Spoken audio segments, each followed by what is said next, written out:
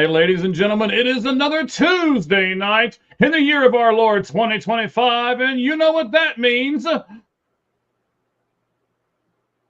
It means we don't have a hat because the battery's dead, but we are live!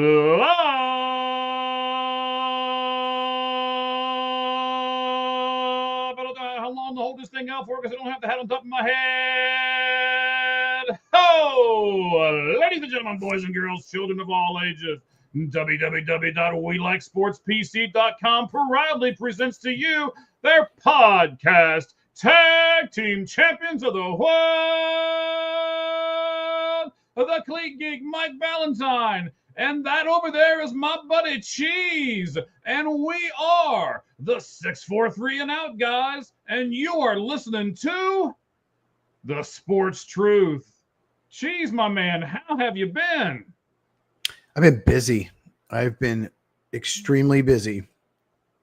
And just want to say, for those Packer fans out there, as a lot of you know, I was a journalist last year writing for publication. Stopped that for a while, focused on my YouTube channel. I'm back writing again. So packerstalk.com, Packers with an S, talk.com. If you want to check it out, I'm now writing 1 or 2 articles weekly for their publication. It's all about the Green Bay Packers. So make sure you check that out. All right, buddy. Hey, I'm happy you're getting back into it, man. I mean, you do a heck of a podcast. You're coming on here with us doing this podcast as a secondary thing to you, and I really appreciate that. I don't know if you saw it or not yet, but we were like 10 short of 500 views last week just on X alone, by golly. Not even talking YouTube, huh? No, we're not talking YouTube. I didn't look at the YouTube numbers before I came on. I was doing some other stuff with my other podcast that I have, Locked On Diamondbacks, of course. So you can check that out as well over on YouTube and X at LO_Diamondbacks. So now that we got all of that stuff out of the way, man, we have got to get down to some of that other good stuff that we do as soon as I can figure out where it is, because I am all over the place with this thing today. Well, you're busy. You got a whole new podcast too. You know, and I've been watching it. I learned so much about the Diamondbacks. You think you know, like all 32 teams in baseball, or 30. But man, I've learned so much about the Diamondbacks the last week or so. So there you go. All right. Well, I appreciate that. You keep listening, and you can learn more about those. And man, I'll go over to your Packers site and I'll read what you put up there, and we'll just learn about each other's sports together. How about that? Sounds good. All right, buddy. So let's do this walk-up music, shall we? Are you ready? 20 seconds start now.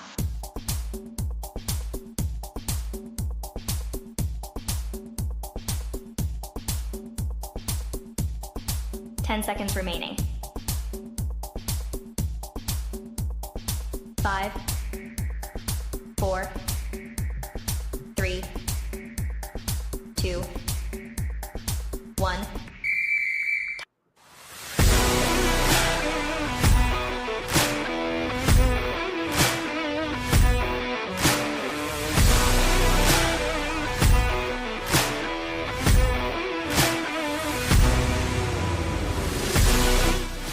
All right, so we let it slide down and we fade that off in the back, and we tell you exactly what we're going to be doing today on the Sportz Truth. We got a ton of stuff for you guys, and it's going to start off with college football. We're going to do the top 10 most valuable college football programs and then talk about them. But ladies and gentlemen, that's not our Truth top 10. We'll do that at the end of the segment, and we'll do top 10 teams that need to buy at the MLB trade deadline. We'll rank them from 10 to 1. But on the way, all those things that we'll be doing in between, Heisman Trophy. The NFL standoff is over, or at least one of them is. We'll talk about some of the other ones as well. The 2026 Pro Football Hall of Fame, we will, very sadly, mourn the passing of Ryan Sandberg. Then we'll talk about Bryce Harper and the commissioner. They had a nice little face-to-face over the last week. We'll talk about gambling in Major League Baseball and so much more. I can't wait to get this all started. Let's do it. about right now. All right, Cheese, I know you have been busy. I have been busy. We'll let that music play in the background for just a minute until it kind of fades off. Oh, I thought it was fading off right there. See, I'm so loud. I got this big mouth. I can't even hear the music in my headphones anymore. It's terrible. There we go. Do you hear that in your sleep, the music? That one and the Locked On Diamondbacks thing where you do the little intro and then the organ music comes on. I like that organ music, man. I'm dancing around the house with it all the time, doing my little robot dance. So, yes. Okay. Please. Everything is great. Yeah, please don't share that if you don't mind. Thanks. Okay, I'm sorry. I won't do the robot thing anymore. No, you can do it. Just don't share it on the podcast. Yeah. Oh, okay, great. Okay. This will be a robot dance free zone. We'll do that from now on. Sorry, I scared everybody. You can take your children and push them away from the screen. Oh, wow! Like we just doubled our viewers when they thought you were going to dance. Oh my gosh! Right, doubled. There you go. Oof. They're don't excited. Worry, I will keep clothes on. You don't have to worry about that. All right. Nobody wants to see that. So no poles, no glitter, nothing like that. All right. Well, it's a family show. All right, buddy. So let's talk about the 10 most valuable college football programs according to The Athletic. All right. So I'll give these to you in a list of 10. I'll tell you how much they're worth, again, according to The Athletic. And then we got a few questions I will answer about them as a group. All right. Okay, so LSU ranks at number 10 with $1.23 billion. Tennessee comes in at 9 at $1.37 billion. And these are all billions with a B. USC is number 8 at $1.4 billion. Oklahoma is at 7 with $1.49. Number 6, Alabama, $1.74 billion. Number 5, way up north, those Michigan Wolverines at $1.83 billion are the number 5 team. The 4th team, not too far down from them, Notre Dame at $1.85 billion. And then the top 3, no real surprise here. Number 3, it's a little surprising to me of the order of them, but I'm not surprised of which 3 they are. I agree. So the order is 3, Ohio State at 1.9, Georgia at 1.92. So, just a little. And then Texas is way above everybody else at number 1 at $2.88 billion. So those are your top 10 college football programs as far as their value is concerned, according to The Athletic. So, Cheese, does the order of any of these schools surprise you? The order of the top 10? Yeah, it does. I would think Michigan and Ohio State would be a little higher. Michigan State, not Michigan State, Ohio State is not only a humongous program, but it's in Columbus. It's a big city. Right. So, a lot bigger than Athens, Georgia. So I'm a little surprised. And I don't, if you didn't watch college football last year, they just won the whole thing. So I'm a little surprised Ohio State's not higher. And same thing with Michigan. They won the year before. But, Austin, Texas, the whole state of Texas, I guess that's why Texas is number 1. So I'm not shocked that Texas is number 1, but I thought Ohio State would be higher in Michigan. Mm-hmm. What about you? Again, I'm not real surprised at the top 3. I mean, Texas, Georgia, Ohio State. I'm kind of like you, and maybe it's just my Ohio State bias kicking in. I thought maybe that Ohio State would at least be 2, if not 1, because of their. But Texas and Georgia have also had recent success as well, and multiple years of recent success. So I can't knock them. I'm not surprised at Notre Dame. I tell you what I was surprised at. I was a little surprised that Alabama was down at 6. And I was really shocked that Tennessee was even in the top 10, to be very honest with you. But they were. They're the top 10. So do you think some of these schools like Tennessee and Notre Dame are this high on the football scale because they don't have much as far as other sports goes? I wasn't surprised about Tennessee. I used to live in Tennessee. The Vols are huge. It's everyone in Tennessee, not everyone, but if you're a Vol fan, there's so many fans. Like Vols Saturday, the Vols game, people revolve their whole Saturday around it. It's huge. And they're in the SEC. You know, I guess they haven't won a national title since 98, but I'm not surprised. That's about where I would think Tennessee is. And you know, they kind of dropped off for a while, but they're back. You know, they made the playoff last year. They're back as a serious program. And Tennessee did not surprise me at all. It is a big time SEC program. All right, I'm cheating over here. You know, we've got a top 10 list that we're doing. I didn't have a whole lot of time before the show, so I'm over here jotting stuff down here for our segment here, a few away. So I know I should have talked longer. You guys. I apologize for not talking longer, so you could have gotten it. No, you're good. I'm waiting for and one more thing, or one quick thing. That's what you say. Oh, one quick thing. One quick thing. I'm a little surprised. I am surprised that LSU is not a little higher too. Because are you? Yeah, Louisiana, LSU, Baton Rouge, like same thing. What I just said about Tennessee. Same thing. Louisiana, LSU is huge there. I used to work with an LSU grad. He didn't even watch the games because it gave him so much anxiety. They had to win every game, no matter what. They always had to beat Alabama, always had to beat Ole Miss when they lost. So he just stopped watching the games and just found out after. That's how crazy their fans are. All right. So, I mean, I'm not surprised with Texas, Georgia, Ohio State, Notre Dame, Michigan, Alabama. I am a little surprised that Oklahoma's in the top 10. So I'm going to ask you this, Cheese. If I take Oklahoma out of the top 10, who would you replace them with? Or who did you think should have been on this list that wasn't? And who would you replace them with? I'll replace a team with Oklahoma, but I'll let you do yours first, buddy. There were two. Okay. So maybe you should go first. You have one, but maybe we'll say the same one. Do you want to go first? I'll go first because you're doing something. No, you're good. Clemson came to mind because they've had a lot of recent success. They've won some national titles in the last 10 years, multiple ones. And then Oregon is big. Oregon is huge. Oregon. Huge on the West Coast.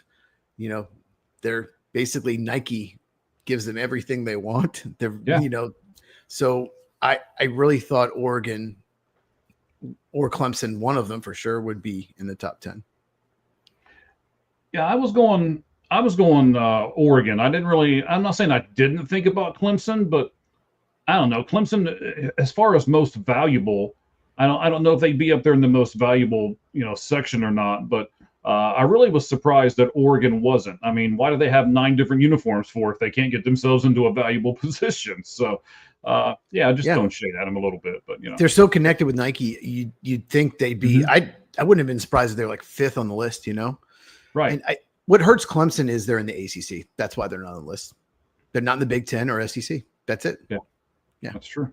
Mm-hmm. And does it hurt Oregon maybe because they're in the Big Ten, but yet they're not in the Big Ten? I mean, as far as location goes, right? Because it's kind of crazy that them and USC and UCLA and all that are in the Big Ten, yet they're on the West Coast. Probably. That's probably the only reason they're not on the list. Yeah.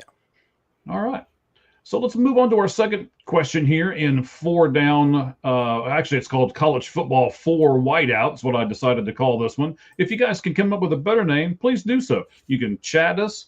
I don't see any comments up here yet, which I'm a little surprised about. We got a lot of people with us, and nobody's talking besides you and me, buddy. So we're giving our people the chance to do that. Please take advantage of it. You can comment in that comment section here live with us today. So Michigan is talking about having a game overseas next year with, I believe it's Western Michigan. I didn't write it down in my notes. I should have, but I'm pretty sure that's right. Western Michigan. Yes. So what does it benefit to have college football games overseas, Cheese? I do not like it. It benefits, what they're trying to do is grow the game, and growing the game means more money. That's the only reason to do it. It's bad for the players. It's bad for the teams. It's bad for the fans. It's bad for the city. The city makes a lot of money when there's a football game, college or pro, because people are coming to the city. So they're going to restaurants, they're going to hotels, they're spending money, right? You're giving that money overseas. And the travel for the players, that's not good. So it's all about money and trying to grow the game and not what's best for the fans or the players. Yeah, I'm with you. I don't really care for it as far as that part goes. There's not I don't have a hidden agenda or anything like that. I don't understand. I don't know what you were Indian? I don't know. Maybe. How, white man? Oh. So, yeah, I mean, this year you got Kansas State versus Iowa State. Are you intrigued by that game at all, even though it's overseas? Does it being overseas help you? I love that game last year. There were so many pro prospects. You got the 2 Iowa State wide receivers. So next year, no, not so much. Okay. What about last year being Georgia Tech and Florida State? Did you watch that game? Were you intrigued by that game because it was overseas, or was it just because of the two teams?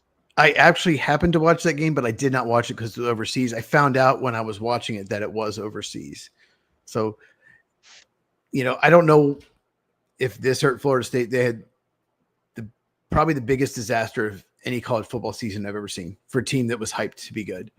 So I don't know if it hurt them, but I don't like it. Well, it's one thing for pro, which I don't like anyway, but for college, for these college students, they have to go to class. They're going, and like I said, it's good for the college town to have home games. So I don't like it at all.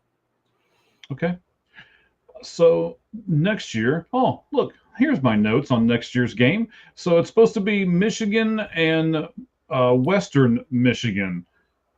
I mean, to me, that's not interesting at all. I don't care where they play that game at. I'm not watching that game. Do you feel the same way, or does it give you a little something because it is overseas? The parents of the players will watch, and that's about it. No, it's overseas is not going to change anything. Michigan's going to win by 4 touchdowns or more. So it's not even going to be close. So I don't know why Michigan's doing it, to be honest with you, because basically they're giving up a home game. Maybe they got money to do it, but all that business can be brought to Ann Arbor. I don't understand that either. I mean, I understand why Western Michigan would do it, right, to be money, a marquee game and stuff like that. But why is Michigan doing it? I'm glad you brought up the scoring because I have the notes right here. Michigan has won all 6 meetings between the two teams, and collectively, Michigan has beat Western Michigan 234 to 67. So, no, it is not going to be an interesting game whatsoever. I don't care where they play it at. I mean, maybe if it was in the snow or, maybe if it was in the mud or something like that, then maybe. But I don't think it's going to be a holy snot. We got a book. I don't think it's going to be a real interesting thing. Let's read this verbatim here. It says overseas college football games boost global exposure for schools. I understand that. That's correct. Expands the sport's international reach. I'm not sure what international reach they're trying to get.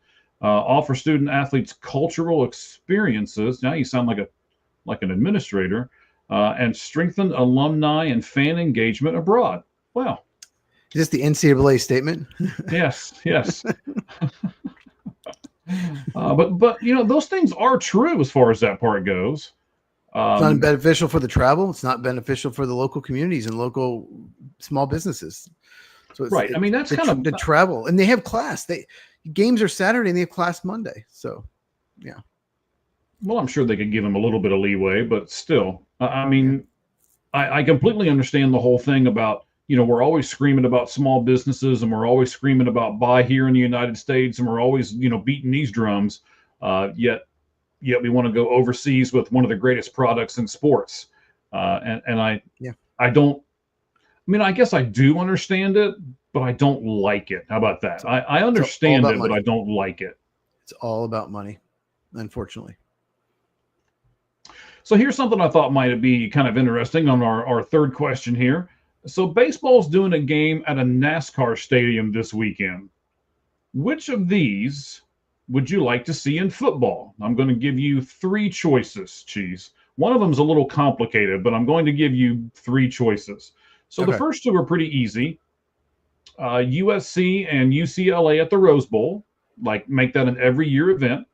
Okay. Make an every year event to have the Bengals and the Browns play at the Horseshoe, 2 Ohio teams that can play at a huge college stadium. And then the last one's a little complicated, so follow me for a minute. But this is my pick anyway, so I'm gonna put this out here. So on Labor Day, right?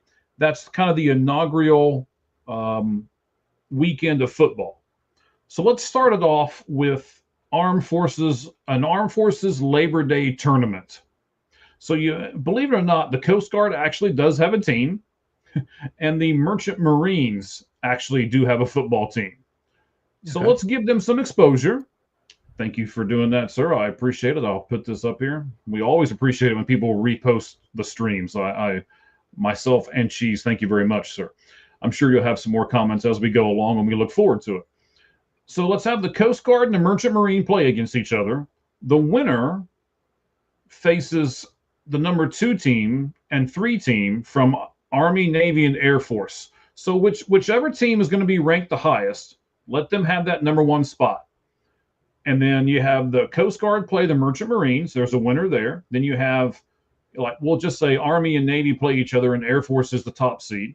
So then we'll have the winner from the Coast Guard Merchant Marine game play against the Army Navy winner, and then on that Monday, whatever the winner is that comes out of that group can then play the number 1 seed, and we'll get a good game hopefully on that Monday. What do you think about something like that, like a tournament base? There's a lot to unpack there. Yeah, there is. I'm sorry. There's just one problem with number 3. Let's just talk number 3 real quick. There's one problem with it. Just one. Army Navy in September. No, it's the end of the year. That's the rivalry. You would take away from that rivalry end of the year. That's the only issue I see with it. I like your thinking. I think our Armed Forces rivalry. I wish there was a 4th Armed Forces team. I think that's really cool. Like a tournament like every year. I think a lot of people would watch. I think the ratings would be great. But the Army Navy game is just so huge late in the year. And my question about the Browns Bengals. I have a question about that. So they play at the Horseshoe. If you don't know, that's where Ohio State plays in Columbus. Then who gives up the home game? That's the problem. The Bengals and Browns, they hate each other. They're not going to want to give up that home game. Well, so someone would have to give it up. If you do it every year, though, you make them just switch back and forth. And one of them gives up one year, and one of them gives up one the other year. Okay. I'll choose that one then.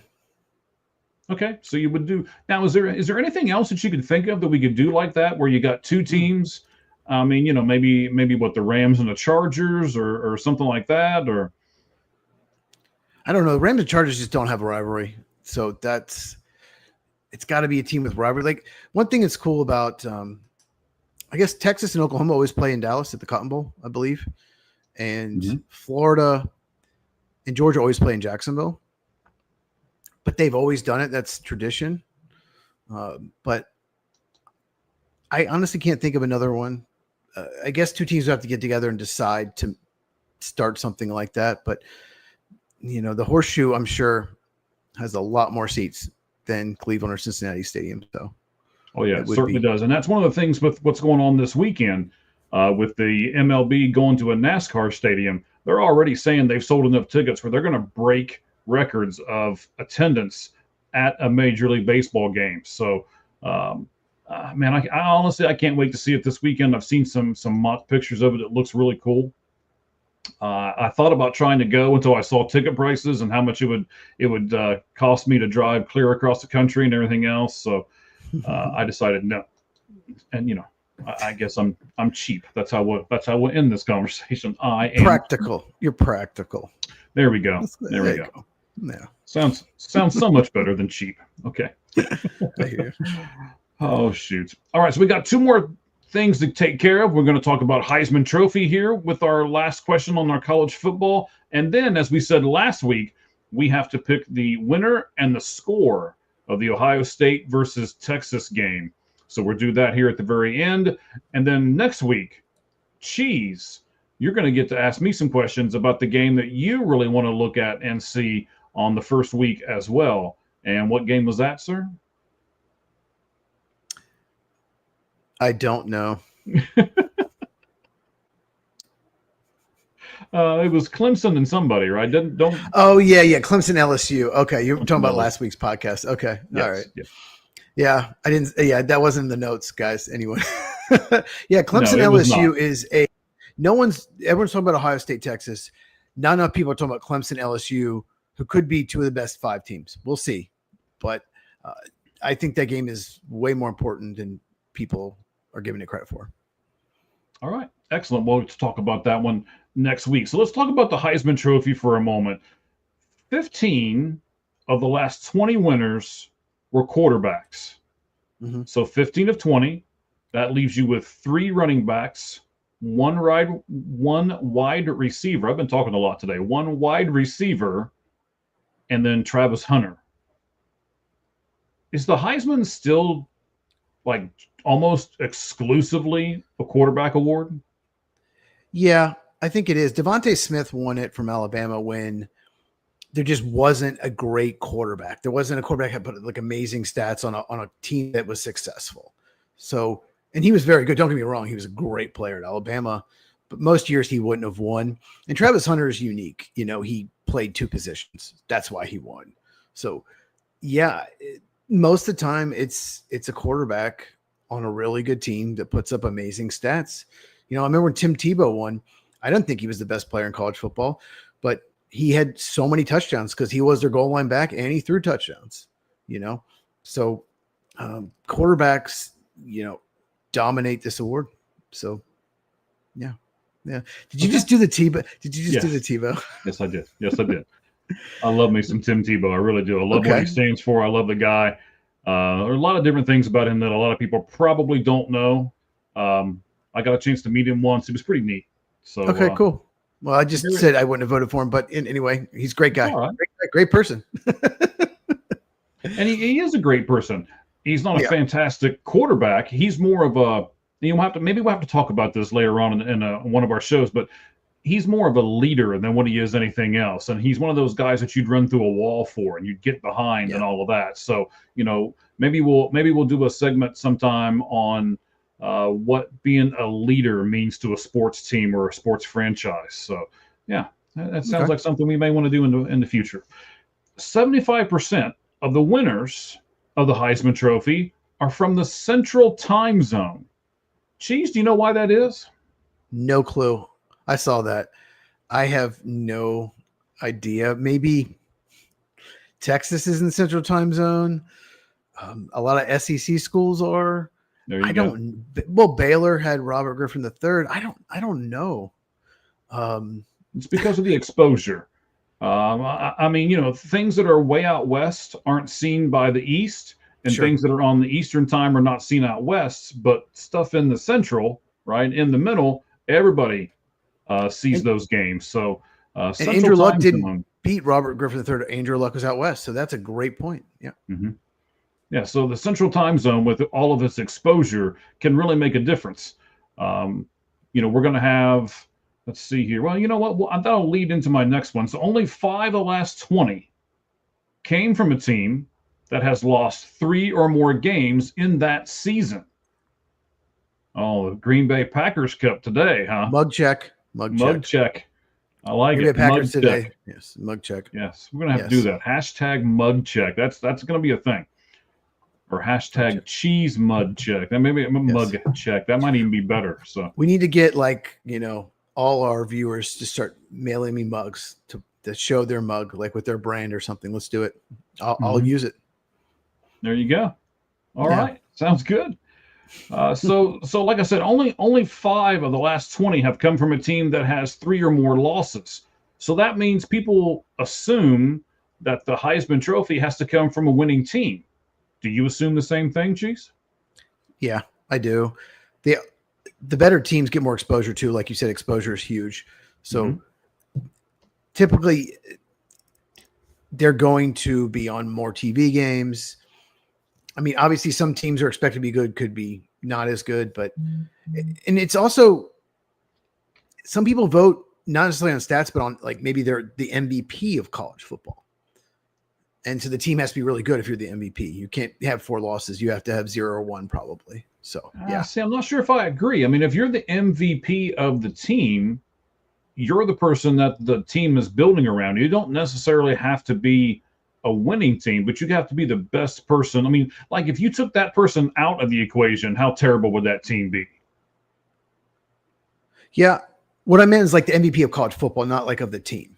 Like some people vote based on if they didn't, like Cam Newton, for example. If you take him off that Auburn team, they probably go 7-5. They went undefeated. They won the national title, So I think some people vote, even though it should be the best player, they shouldn't vote on that. I would have voted for Ashton Gianti last year, and I would have put Travis Hunter second, but because I think he was the best player. But some people vote more as like the MVP of college football. Well, that's an interesting argument because I think Travis Hunter really got it because he was able to play both sides of the ball. Right. And people saw that, he was basically, I don't want to say he was 2 people, but he was at least a person and a half. So, had he not done both sides of the ball, I think that Ashton would have ran away with that competition. But since he did, it made a big difference. Yeah, and he played at Boise State. If he played at Ohio State or Alabama or Georgia, he would have won.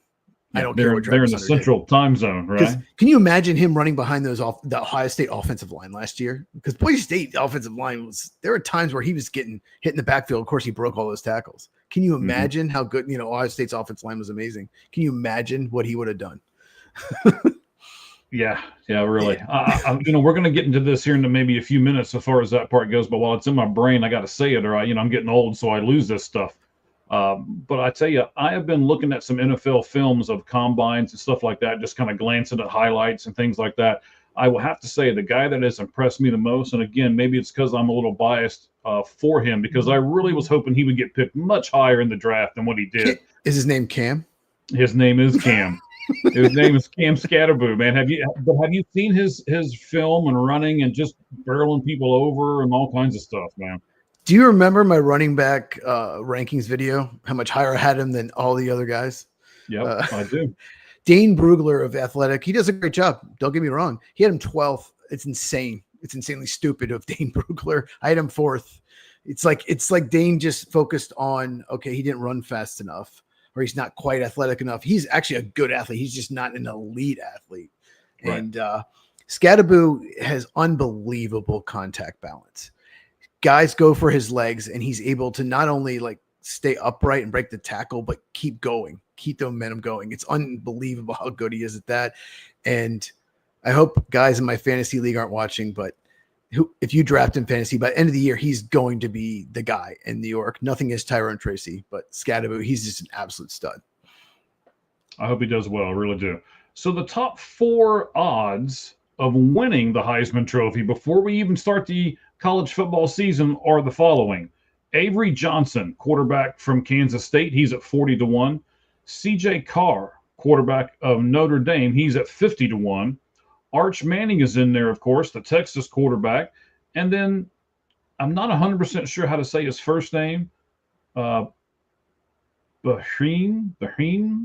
Morton from Texas Tech. Who do you think's got the edge here? And do you think it's somebody else that's not in that top 4 as far as possibly winning the Heisman Trophy in the college football season? I mean, Arch Manning's the only one on there that I think has a chance. I mean, there's actually a ton of quarterbacks out there that have a shot. It's a very good quarterback class for the next year's draft. That's even if Arch Manning stays, which he doesn't need the money with his family, it's going to be an unbelievable quarterback draft. So you got Garrett Nussmeier from LSU. He's got to be mentioned. He was off to a great start. He collapsed last year. Drew Aller for Penn State has to be mentioned. Cade Klubnik, Clemson. Clemson has a ton of talent this year. So Lenore Sellers, South Carolina, really came on. I got a sleeper for you. DJ Lagway, Florida, like so much talent. He's like a sleeper. I mean, he shouldn't even be in the top 10, but he's a sleeper. But the one non-quarterback, do you know who I'm going to say? There's one non-quarterback that could win it, I think. Jeremiah Smith, wide receiver, Ohio State. Oh, yeah. He's just so good. He's just an unbelievable talent. He's probably going to be a top 5 pick in the 2027 draft. So you don't think he'll go out this coming year? He'll wait one more year? He can't. He was a true freshman last year. He can't. He's got to wait another year. Is there a rule against that I don't know about? You have to wait 3 years from you graduating high school. And see there, I have learned something today on this podcast. He was the best receiver in the country last year. He was a true freshman. Jeremiah Smith. He's unbelievable. Oh, I saw almost every one of his games. In fact, I did see every one of his games. So yeah, I know, big Ohio State guy. All right, so let's do this, right? We're talking about Ohio State. Let's give Ohio State and Texas some credit here. They're going to have a big game week 1. So tell me, Cheese, don't tell me the score yet. Tell me, who do you think is going to win? I'll tell you who I think is going to win, and then we'll reveal the scores. So out of Texas and Ohio State, now it is at Ohio State, if that makes a difference to you, who do you think is going to win this game? It's not a neutral site? No, it's not. It is in Ohio State. Oh, man. I just assumed because week 1, they always did that neutral site game. I don't think so. I mean, you can look it up if you want, but I don't. I got all kinds of stuff around me. I got stuff around me for other. Well, that changes. Well, that's the reason I asked is that changes. I thought it was neutral site, so I might have to change my answer. I mean, that's why I'm going with Ohio State, is because it is in Columbus. So yeah. Now you're going to make me look it up. No. I'm sure you're right. I just assume, you know how they always do like big matchups. It's always a neutral site. So I just assumed, wow, that makes the decision so much tougher. You know what? I'm going to go ahead and go with Texas. I think Ohio State lost more than anyone. They did the NFL draft. I think they're going to be fine. They have talent, but I think early on, maybe they'll be better as the season goes on. So I think Texas will win a close one.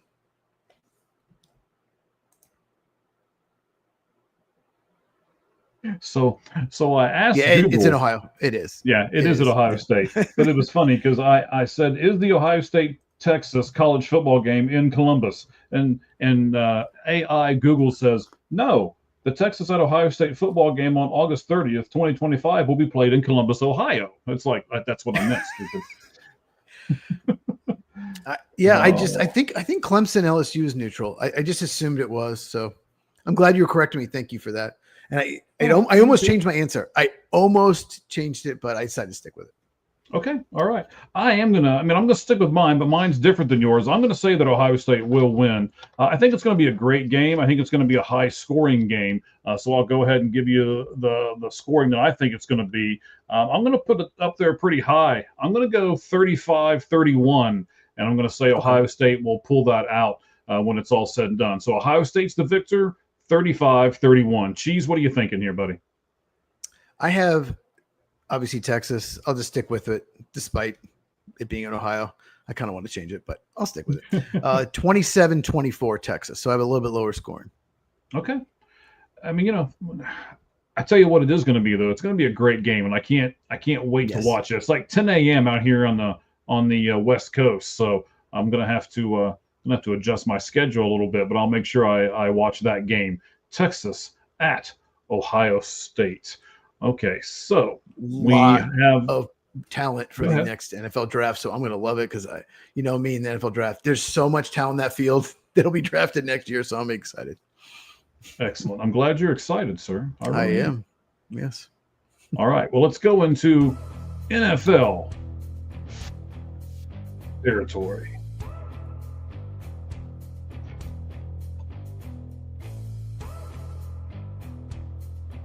And this will be our first one. One NFL standoff is over, but what about the rest?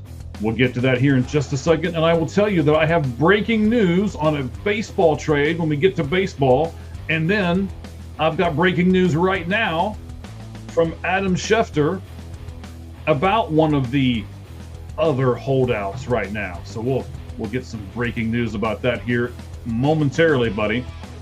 So here it is. One standoff is over. The Bengals and Shamar Stewart. They've agreed on a 4-year, $18.97 million contract. So that one is over. The contract is fully guaranteed. 10.4 million signing bonus as well. So talk to me about this contract and how it's designed and what you think about it. I'm happy it's finally over. I don't like how the Bengals handle their business at all. I just don't understand it. They have a very talented team. They have maybe the best offense in the NFL. We'll see. I just don't. Putting in a clause for conduct detrimental to the team. Basically, its language allowed him to void guaranteed money if Stewart engaged in actions considered detrimental. And detrimental, did I say that right? Yeah. Even if those actions were not illegal. Like, I don't like that kind of language. And I don't like the owner's comments. They had to come to an agreement, and they gave him more guaranteed money, I think, up front, more money before the season to get it done. And $500,000 of the signing bonus was paid at the signing instead of they usually wait until December from what I read to give them their bonus money. They went ahead and paid him $500,000 of it up front when he signed the contract. Yeah, and Mike Brown didn't handle well in the press, and we'll talk about Jerry Jones in a second. But I don't like these clauses. And if you think a player may get arrested, if you're worried about his character, then why are you drafting him? You do background checks. You check on the character. But I didn't see anything. I looked at Shamar Stewart a ton. And the main reason I looked at him a ton is because I thought he was a really good fit for my Green Bay Packers. He did not fall that far. He went 6 picks before the Packers picked. I did a ton of work. I never saw anything about his character that was off. Not one. Now, I don't know as much as the teams. So I just don't. The Bengals could have gotten this done months ago. And they do every year, and they're still dealing with the Trey Hendrickson. I think he reported to camp finally. Right? Did he finally report? I think I heard that. Yeah, just go ahead and steal my thunder. I was going to say in a minute, but that's okay. Sorry. It's fine. Don't worry about it. Is that okay? He's going to. Go ahead. There's a couple of you have breaking news about Trey Hendrickson. There you go. Go ahead. Yeah. Breaking news, and thanks for breaking it for me, moron. Oh boy, I tell you what, this is the last show. And here's the trade that he's about to break. Just kidding. So what about this? Mike Brown had a quote. Let's go with this, right? Okay. Because I have to say I agree with Mike Brown here. I don't think you're going to agree with me and Mike, but I'm going to. He said, if he's sitting in jail, I don't think I ought to be paying him. Then do work on the character. Like, I disagree with that. Like, why are you assuming he's going to be in jail? Just draft the highest character guy. Draft Emeka Egbuka then. Draft him. He was available. Draft Emeka Egbuka. He's not going to ever be in jail. So just draft a higher, if you don't think Shamar Stewart's higher character, which I don't think he's not, I never saw anything, then just take the highest character player on your board, Well, they actually took that clause out of the contract. That's what they ended up signing. Now, he did sign something. They didn't really tell us what the language was, but his agent said he signed something less than that. Okay, as far as the actions, what was it? Actions detrimental to the team, as you said earlier. But all other Bengals rookies did sign a contract that says they can void the guaranteed money if they do something that is deemed actions detrimental to the team. And they're the only team that's doing that, by the way. I wonder if Jermaine Burton signed it last year, because that guy's nuts. He's a total psycho. But wide receiver, Alabama. You can Google him, look him up, anyone. I'm not going to get into it. But I don't like assuming they may get arrested. I don't like that, putting that in there. I just don't. And here's one more point about this. The NFL will suspend, if you do some crime, the NFL will suspend you and you'll lose money there. So the NFL will suspend you for multiple games, 6 games, 8 games, or whatever, if you commit a crime. So you don't have to pay them that money. Yes, you can't void the contract, but you don't have to pay the money when they're suspended. So I think that's in place. So I would not ask a rookie to put that in his contract if I was an owner. It's interesting. I didn't really think about that as far as that part goes, because I understand the teams wanting to protect themselves. Because if I was an owner, I'd want to protect myself, and I get the fact that they would want to. I'm not near as hung up on it as what I think you are. And we'll also talk about this here in a few minutes when we get to our MLB segment next. But we'll talk about gambling in baseball too. It's not much different than what we're talking about right now with the NFL. So players holding out and holding in. So should players be able to hold out in the final year of their contract, Cheese? What do you think on players doing this? And this is like the new norm almost. I don't like that players hold out at all. You should honor your contract. I believe that. Mm-hmm. However, I'm say there's a but coming. Yes, there's a but coming. I think Terry McLaurin reported. Obviously, Hendricks reported. We talked about it. Parsons is in camp. So I just don't understand these teams not extending some of their most important players, especially when they pay players in free agency or in trades that aren't as important. So they should take care of their own, and this should be an issue. Like Terry McLaurin should have had a contract done before free agency started. He should have had an extension. It should have been their number one priority. Number one. So if he wants to hold out, I get it. I think he should honor his contract, but I get it if he does, because these teams, I made a whole video about it. You listened to it. Mm-hmm. I don't understand why they pay certain players and not their most important players, their leaders. They're like, they have no pass rush without Trey Hendrickson in Cincinnati. They don't have another elite playmaker besides Jaden Daniels in Washington, besides Terry McLaurin. I don't understand it. These teams. Yeah, but you also don't want the players to be able to hold the team hostage, right? And I mean, if I sign somebody to a 4-year contract, I expect them to honor the 4-year contract, not 3 years of it and then cry. So I 100% understand what these teams are doing. And by the way, let's just go ahead and break this, So, even though Cheese kind of already did, but I'll give you the specifics on it. So according to Adam Schefter, Trey Hendrickson is planning to report to Bengals camp on Wednesday, ending his holdout, which will be tomorrow, without being any closer to a new deal, according to multiple sources. Reporting to camp will stop the $50,000 per day fine, and he also expects that it will serve as a, in quotations, good faith gesture to try to jumpstart the negotiations. And you can go over to our site at the 643 and out pod on X, and you'll be able to see that. That is where it's at right now. And of course, while we're doing that, Cheese, what's your X site or Twitter or Twitch or whatever Elon's calling it today? It's at Football Cheese, football, and then CHEEZ. So, all right. Yeah. Excellent. We appreciate all of that. We appreciate our fans going over there and checking those out. So what's the difference then between a hold out and a hold in? And you're saying, okay, I don't like it when people hold out.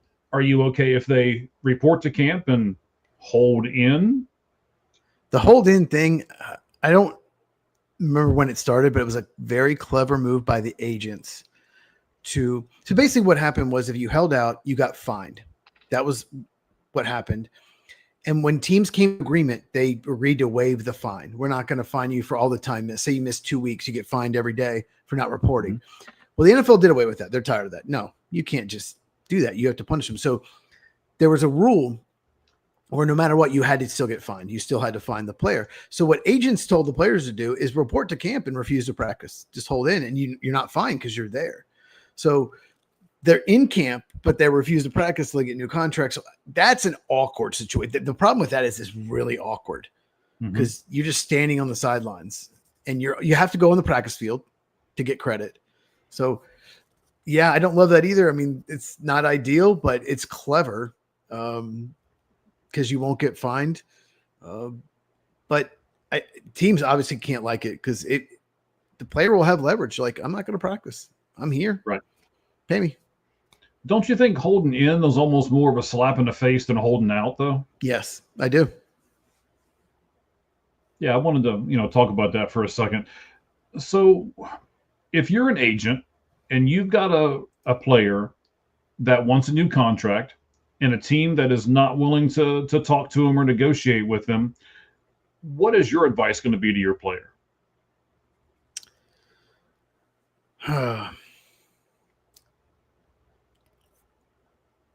gonna let you go first on this one. I'm curious. Oh, what you have are to you? say. Are you now? Yeah, All right. He's I like, always go hey, first. I'm curious what you have to say on this one first. no, that, ladies and gentlemen, that is not what it is whatsoever. This question was not on the show notes. He didn't have time to think about it beforehand, so he's throwing it back at me so that he can now Exactly. have some time to think about it. Which is a Exactly. again, it's a pretty smart move. It's kind of like holding in instead of holding out, but um, I don't like it whatsoever. I mean, if I'm the agent, I'm going to try to negotiate things a little ahead of time. And I like incentive laden type contracts, especially if I trust my guy. And I think that's one of the things that's really holding up the Trey Hendrickson deal is he wants guaranteed money. I mean, a lot of Yeah. people want guaranteed money, but if I'm a team or if I'm an agent, I'm no matter which side I'm on, I am much more open to giving some kind of an incentive laden deal that would be end up being much more in the end if you perform up to the standard that you think you can perform to than I would be giving you guaranteed money. And on the second half of it, if I owned a team, I would tell everybody, all right, I'm signing you to a 4-year contract. When the 4 years is done, then we will renegotiate another contract. And I would put my, dig my heels in or, make a line in the sand or whatever crazy little saying you want to throw in there. But if I own the team, that's what I would say. Well, I'm signing you to a 4-year contract. After it's done, we'll negotiate, but don't even ask me until the contract is over. And, that would just be my standard. The only problem with that is you might lose them as a free agent. If you don't try to keep them, if you wait, okay, we're going to wait until the contract's over, you might not get them back. At least with 1 year left, you can maybe try to get like a team-friendly extension. But as far as incentive-laden contracts, yes, they sound great, but you cannot do that to more than a few players. If you sign 5 or 6 guys to big money contracts, incentive-laden, and they all hit the incentives, then you're way over the cap. So you can do it with a few guys, but you can't do it with your whole team. That's the problem. It sounds great. I love it too, but you can't cannot do it with everybody, or you get in salary cap hell. But I'm also banking that if you sign, let's say, 5 people, your main 5 guys, right, to incentive laden deals, and they all hit, that means your team's doing really well too. So you'll probably be going to the playoffs and stuff like that. So I think it would kind of be 6 of one and half a dozen of another as far as that part goes. True. A lot of teams will even put in the contracts. If you show up to like 85% of the off-season activities, you get $500,000. They do that to get you in the facility, to make sure you're in shape. They want you just to see you throughout the off-season. So that's another trick teams do to put in there. And of course, players are like, oh, $500,000 to show up 85%, sure. But then they get in the off-season like, oh, I don't want to go. I want to spend time with my family or whatever. So teams do that. Throw that in there, and players kind of fall for it to get the money. Okay. I'm just going through my Twitter timeline here to see if we got any more trades. We've had one. It was on the same field. 2 of the same teams that were playing each other tonight made a trade, and all the guy had to do was walk from one dugout to the other dugout. So we'll talk about that here. I'm not going to spoil it because I don't even know. So okay, that's good. That's good. Okay. All right. So before we get into something else here, actually, we're going to talk Browns next, and then after that, we're going to talk Pro Football Hall of Fame. So those will be the last 2 things we talk about. After you help me answer this question: are the Micah Parsons and Trey Hendrickson and Terry McLaurin holdouts different from each other, or are they all basically the same? I think that Terry McLaurin and Trey Hendrickson are similar. I think one of them is 29, one's 30, and actually McLaurin will be 30 in September. And there is no one else on the team that can replace their production. If the Bengals, if for example, they're in camp, but if Hendrickson and McLaurin hold out in the regular season, both their teams are going to be seriously hurt by not having those players. So I think those are pretty similar. The Micah Parsons one is different. Okay, so why is it different? Well, he's 26. Mm-hmm. He's, let's just say this. He is elite player in his prime. He has so many good years left in him. Not saying Hendrickson and McLaurin don't, but he's younger. And I just do not understand why he has not been extended. Once again, like I said at McLaurin, he should have been extended early in the offseason. Jerry Jones does this with every elite player. He did it with CeeDee Lamb. He did it with Dak. He waited, didn't want to pay him what they wanted, and then ended up paying them more than he originally offered. Because the closer you get to the season, you lose leverage. The player has more leverage. Yeah. And Jerry Jones is just, he loves to talk about himself. He loves to talk to the press. It's all about him. He's just, and he says the dumbest stuff like a player could be hit by a car after we pay him. Like, it's just insanely stupid. And if you read between the lines, he's worried that, Parsons had an ankle injury, missed 5 games last year. He's worried that Kalinga, we pay him and then he's never good again. Well, this isn't some above average player. This isn't, just a good player, not great player. This is Micah Parsons. He's one of the best players in the NFL. He is an elite athlete. He's an elite pass rusher. You have to pay and keep that kind of player. Jerry Jones is just, I don't know if he's stubborn. I just don't understand it. And I read today that they were at least somewhat close at one point, and now they're further away than they've ever been. And it's insane. And my friend John, I hope he's watching, John Randall, he's a huge Cowboys fan, and Jerry just gives him early gray hairs. So he's around my age. He's like, he drives him crazy. And the Cowboys, they've got to pay Parsons. And there's always some drama in the offseason for the Cowboys that didn't need to be there. Well, I mean, Jerry Jones, I heard Adam Schefter say it. Jerry Jones is the modern day P.T. Barnum. He just loves to bring the circus to town as far as that part goes. So I think that the publicity and stuff that it garners by what he does, I think he believes that is what keeps Dallas relevant, because now all of a sudden they can't win. So, you got to do something to keep him relevant. You got to do something to keep him in the news. So this is kind of the thing that he decides to do. 50 people with us right now, so I certainly appreciate that. I know Cheese does as well. So thank you for doing that. And now just be part of the show. Click the comment section and talk to us, and we'll talk back to you. As long as you're talking about what we're talking about, we'll put you on our show. So let's move on to the Browns. It's probably the last time I'm ever going to say that. Let's move on to the Browns. Do we have sounds to? Like depression. Okay. Yeah, do we have to? Right. So the Browns have 4 quarterbacks in camp. Mm-hmm. I believe they're the only team that has, these. I don't want to say they're the only team that has 4 quarterbacks in camp, but they're the only team that has 4 quarterbacks in camp that all 4 of their names. All right. Mm-hmm. So, do you have a problem with the first team reps going to the veterans in Flacco and Pickett only? Because as far as I have read and have looked and seen, they're not giving Dylan Gabriel or Shedeur Sanders any first team reps. Are you okay with that? No, not at all.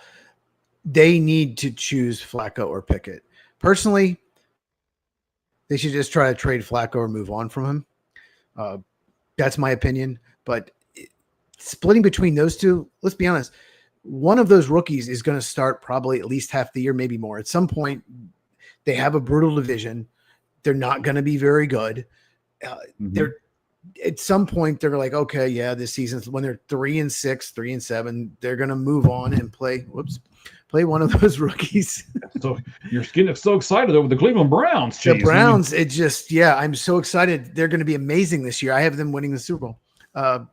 So it doesn't make sense. Either pick Flacco or Pickett or move on from one. Why? I would give one of them most of the reps and then give at least one of the rookies maybe 10, 15% of the reps. That's what I would do. Okay.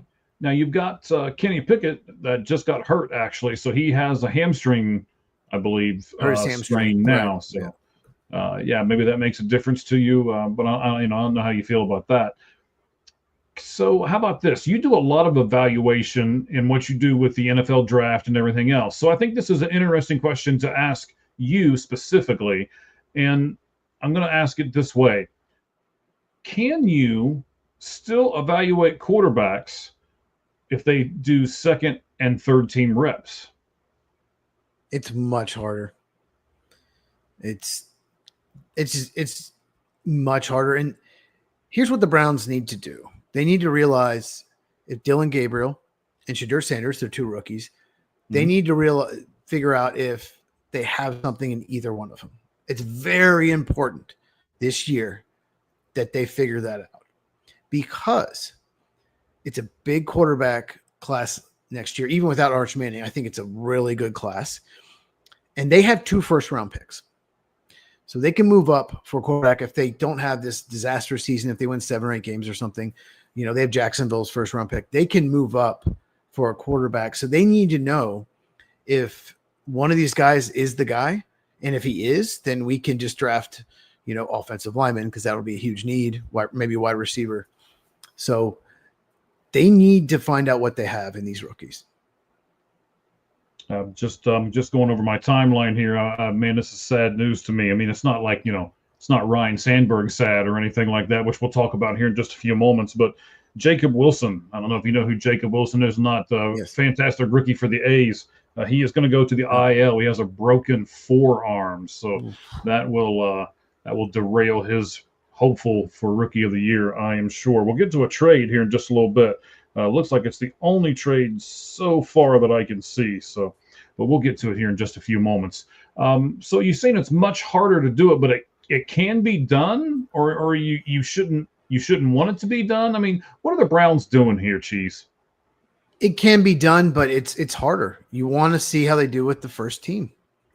So maybe they'll gradually change as the camp goes on, but I would give at least, you know, the rookies at least 5 or 10% of the reps, both of those rookies. You got to see what you have in them. I know they're going to play a lot in the preseason, but you need to see what they can do in practice with the first team. Because in the preseason game, they're not playing with the first team. That's understandable. I got that. So what do you make of Flacco saying that he doesn't want to be a mentor? Would you kick Flacco out right then and there, or are you like, well, I understand he's fighting for a job, or how do you look at Flacco saying he doesn't want to be a mentor? It was a stupid thing to say. I understand that's what he's thinking. That makes sense, but it was a really stupid thing to say. And if you want to know what to say, look at Aaron Rodgers. Aaron Rodgers was asked a similar question about Will Howard, rookie quarterback from Ohio State, 6th-round pick. He said, I'll help him any way I can. That's all Flacco had to say. I'll help them any way I can. And he could have said, but I'm focused on being the starter for the Browns this year. If he had just said that, fine. But he tried to play both sides. Oh, well, if I say I'm a mentor, then you'll say, you know, I'm a bridge quarterback. And if I say I'm not a mentor, then you guys are going to rip me for not helping the young guy. You know, he tried to have his cake and eat it too, and he came off looking worse. It'd been better if he said, no, that's stupid. I'm not a mentor, to be honest. He tried to play both sides, and he could learn a lot. I can't only say this because Aaron Rodgers has not always said the smartest thing, but Aaron Rodgers answered perfectly. Aaron Rodgers got ripped all off season. He has said and done everything right since Pittsburgh has signed him. Like he really has. Don't make me pull up the video. Go over to @the643 and out pod. Scroll down a little bit, and you'll see the video of the little boy throwing the football to Aaron Rodgers, and asking him to sign it, and then Aaron Rodgers chucking it to the other side of the field. I did not know about that. Go over and take a look at it. It's on our feed. So @the643 and out pod, you can check that out later on tonight when we're done here. Aaron. Yeah. Last question. Who will be the week 1 starting quarterback for the Cleveland Browns? Joe Flacco, Kenny Pickett, Dylan Gabriel, or Shadur Sanders? Week 1 starting quarterback for the Browns. Bernie Kosar. None of the above. No, I think it'll be Flacco. That's just a hunch. It'll be either, if Pickett's healthy, maybe it's him, but I think it'll be Flacco. Who do you think? Um, I mean, so the week one is the key part to the whole sentence, right? If Right. you were going to ask me who's going to start the most games, I would probably go with one of the two rookies. But Mhm. because the question is who's going to start week one, I'll agree with you. I will go with Joe Flacco, but I don't think Flacco will make it past 6 games, or even if it's him or Kenny Pickett, whoever starts, I don't think they'll make it to 6 games. I think either Gabriel or Sanders will take it over. Probably Sanders because of his name. You know what? I agree with the first part, but I actually think it'll be Gabriel that will play more as a rookie. I got a hunch. Okay, you may be right, but just like Billy Joel said, you may be crazy too. So we'll see which one it is. All right. All right. Let's look at our last thing here when it comes to football today, the 2026 Pro Football Hall of Fame. It's a 50-person selection committee and one person each from each pro football city. That means that LA gets two and New York gets two because they both have two pro teams. Then you have 17 at-large selections and one pro football writer. So knowing how the 50 people are put together now, Cheese, I don't know if you knew that before this statement or not. So you got 17 people that are at-large selections, one writer, and then one person from each city, given LA and New York two, because each of those cities have two teams. Do you like the way the 50-person committee is structured? I actually didn't know it before you sent it to me. I don't necessarily have a problem with it. I would I believe, correct me if I'm wrong. I know you'll know this. Doesn't Hall of Famers in baseball get to start voting once you become a Hall of Famer? You get a vote Yes. as well. Yeah, I think that's the whole. Yeah, that's the whole point behind it. I think NFL Hall of Famers should be able to vote. I think that's my only real issue. I don't mind the 50-person, but I think if you're a Hall of Famer in the NFL, you should be able to vote as well.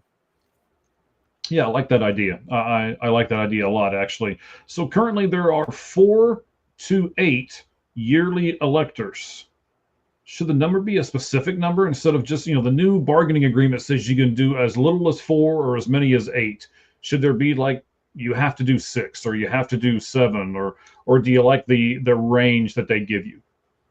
No, you shouldn't have to do 8 or say because sometimes there's not 8 people that necessarily deserve it. I think that's fine, 4 to 8. Every year there's going to be 4. It's just the way it is. So, yeah, I actually like that, the 4 to 8 range. But now, What do you think? would you have those? Okay, so let's say there's like right now, we're going to give you the names here in just a moment. There's 12 finalists, and let's say you had to pick 4 of them. So then, what happens to the other 8? Do you let them roll over to the next year and then just convolute the whole thing? When now 4 years from now, there's going to be 40 people who could deserve it. You can only pick 4, or how?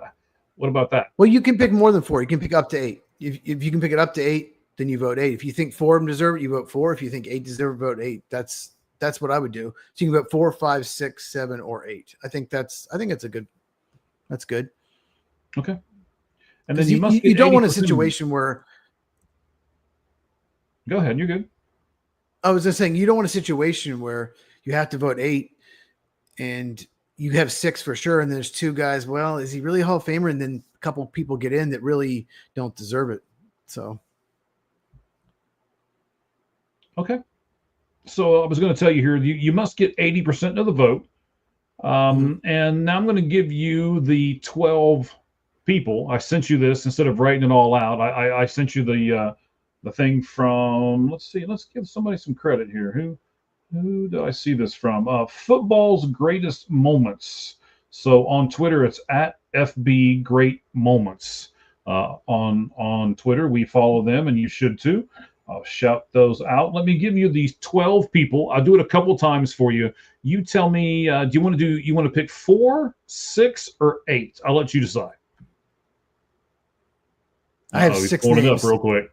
I have 6 names written down. So okay, all right. So let's do 6 then.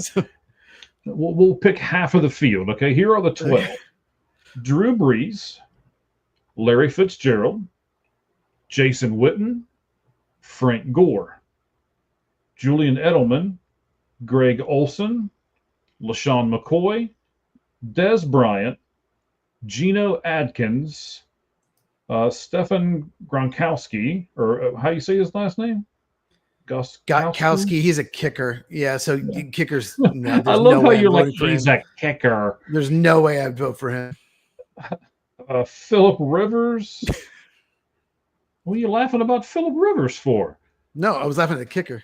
Oh, okay. You're still on the kicker. All right. Yes, kickers And aren't then people. Maurice Pouncey as well. So tell me who the 6 names are that you picked from these. I'll give it to you one more time. That way everybody at home can kind of follow along with us. Once again, you can go over to our Twitter page at the 643 and out pod, and you can scroll down. These 2026 candidates are right there. Drew Brees, Larry Fitzgerald, Jason Witten, Frank Gore, Julia Edelman, Greg Olson, LaShawn McCoy, Des Bryant, Maurice Pouncey, Philip Rivers, the kicker, and Geno Adkins. So which 6 did you pick, sir? Well, I have 5 of those, but I picked another name that I think didn't get in last year. I picked Eli Manning. He didn't get in last year. He should have. So I have Eli Manning. Is this Okay. this is only the new guys? Okay, so I have Yeah, 5. this is only the new guys. Okay. So I have Drew Brees. Shocker, Okay. right? Larry Fitzgerald. Mm-hmm. I have Jason Witten. Okay. I have Frank Gore and Philip Rivers. But a person that was not a finalist, I just want to bring him up. Go If he ahead. didn't get hurt, he was so good his first like 3, maybe 4 years, but then he got hurt. So he wasn't even a finalist. Todd Gurley was eligible. I think he's only 30 years old. He got off to such an amazing start and then got hurt, and he just couldn't play anymore.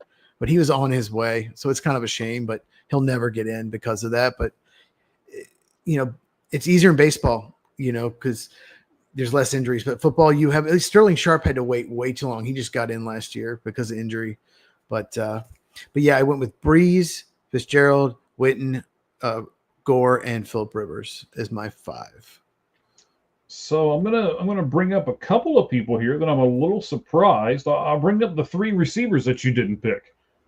Julian Edelman, LaShawn McCoy. I'm a little surprised you didn't pick him, and then Des Bryant. Why are they not Hall of Fame players? Those are good players. Well, see here. Okay, let's start with Julian Edelman.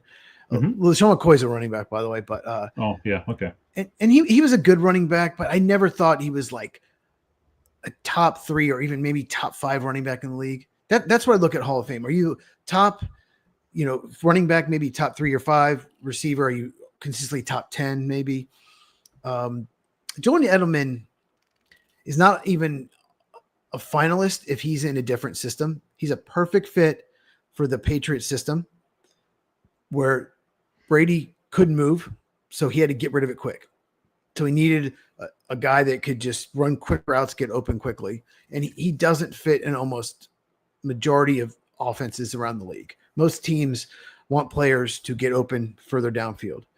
So I think he was a product of the system. Fault, though, right? Well, I think it is. He's a product of the system. Not that he's not a really good player. He was very good, one of the best slot receivers in the game at the time, but I think he's a product of the system. So was Brady a product of that system too? Well, Brady was able to do, other things as well, not just dink and dunk it. But LaShawn McCoy, I just never thought he was one of the best running backs in the league. And Des Bryant was very good, but I never thought he was just one of the best receivers in the league. So that's what I looked at. All these other players were one of the best in their position for at least 3, 4, 5 years. And then Frank Gore was the one I had the toughest time. Would I pick him or not? Mm-hmm. But I think you got to give it to him just because of longevity in a position that doesn't have it. Unbelievable what he was able to do. So that's maybe the one exception I made. I don't think he was ever top 3, maybe like Sean McCoy, maybe not even top 5, maybe top 5 for a few years, but the longevity kind of puts him over the top. All right. What's your list? I think you should thank me right now because I think I just gave you another video on football with cheese. So you just never know. What are you going to do next on football with cheese? By the way, do you have something coming, buddy? Yeah, I had something planned, but I was doing a sometimes I just record a video. Sometimes I do like a practice video, and it came off so boring. What I was doing, I'll tell you what I was doing. I was going over what an 18 game schedule would look like, how it would be structured, how the buys would work. 2 buys would be 2 buys, how that would work, Yep. when the Super Bowl would be. And I got about 12 minutes into it and realized that it was so boring. It was so boring. I was going over how the Ravens, Browns, Bengals, Steelers would each have their bye and where it would be compared to the Packers, Lions, Bears. And I just realized, like, this is so boring. I don't know how to make it more interesting, because it's going to have to be a 15 to 20 minute video to go over every aspect. So the next video, really, I'm kind of waiting to see what happens. If there's a contract extension, if someone gets hurt, Hall of Fame game, something like that. Okay, so just stay tuned. Football with Cheese will have a new video up, I'm sure, before the end of the week. He just doesn't know what it's going to be on yet. So not a big deal. I'm with you. I mean, obviously Drew Brees, Larry Fitzgerald, Jason Witten. I mean, when you say best at their positions, quarterback, receiver, tight end. I mean, that's those should be ones, not even 1As, right? They're all ones as far as that part goes. Frank Gore. I mean, I remember him with the San Francisco 49ers. So that part of it's good. I'm a little surprised, too. I was going to bring up Greg Olson, but I don't know. I think he's, sometimes with baseball and stuff, I say it's the Hall of Very Good, but just not the Hall of Fame, right? And I think Greg kind of fits in that mold. He was really good, but he wasn't great. I think that a Hall is for the great players, not just for the really, really good ones, right? There's got to be a line. There's got to be a differentiation between those two. And then, yes, I would pick Phillip Rivers. But that was the one I had the hardest time with, actually, because I really got to looking, and it's like, is Phillip a winner? He put up really good stats, and he was a good guy, and that's kind of what put me over the top, was his character on and off the field. But as far as like winning a whole lot, the stuff that I was looking at, he didn't go to very many championship games. I don't think he ever went to a Super Bowl. So is he a winner would be the question I would have. Well, if Norv Turner's your coach, you're not going to go to anything. So Rivers, he just never, I'm not going to blame him. He just wasn't on his teams that were as good as some of the other players. He never had a head coach. He never had a Bill Belichick. He never had a Sean Payton as his head coach. So if you say Drew Brees and Tom Brady are better, well, they had elite head coaches. I just not one year did you say, and there were years where the Chargers were 13-3 or 12-4, but even with them, you never thought they're the best team in the NFL. So to me, he was good. He was definitely a Hall of Famer just based on his play as a quarterback. All right. I really can't transition with music because we're gonna mourn someone, and I don't want to put sad music on in the background and ruin everybody's vibe as far as that part goes. We're really cranking along here. We keep our viewership up, and it's actually growing. We're soaring over here. We got a lot of people with us right at the moment. We appreciate that. Just had another comment, and you guys, there's about 60 or so of you with us right now, and you guys can comment with us and on what we're talking about as well. And the next thing we're going to talk about as we jump into our MLB 4-pitch talk is we're going to mourn the loss of Ryne Sandberg. I'm an older guy, 52 years old, so I remember a lot of Ryne Sandberg, probably more than some of our other viewers will that are here with us right at the moment.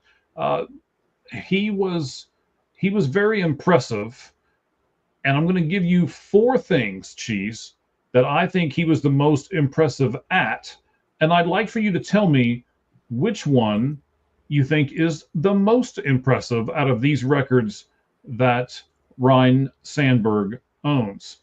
So he had 123 straight games without an error at second base.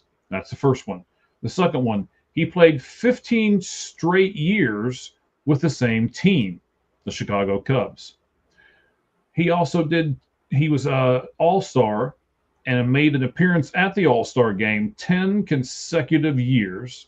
And lastly, he had 9 consecutive Gold Gloves. So 9 Gold Gloves, 10 All-Star appearances, 15 straight years with the same team, or 123 straight games without an error at second base. Which one do you think, sir, is the most important? Ooh, that is a great question. They're all so impressive. God, that many All-Star games in a row is just impossible these days. So many people have just slow first halves and don't make it, but I'm going to go with 123 straight games without an error. That's really hard because even there's so many plays you can make an error that's just a tough play that you should make. That's not going to, the score is not going to give you the break. You know, they're not going to give it a hit and you have to make it and you have to backhand it or something. And that is really impressive. So I'm going to go with 123 straight games with an error. What do you think?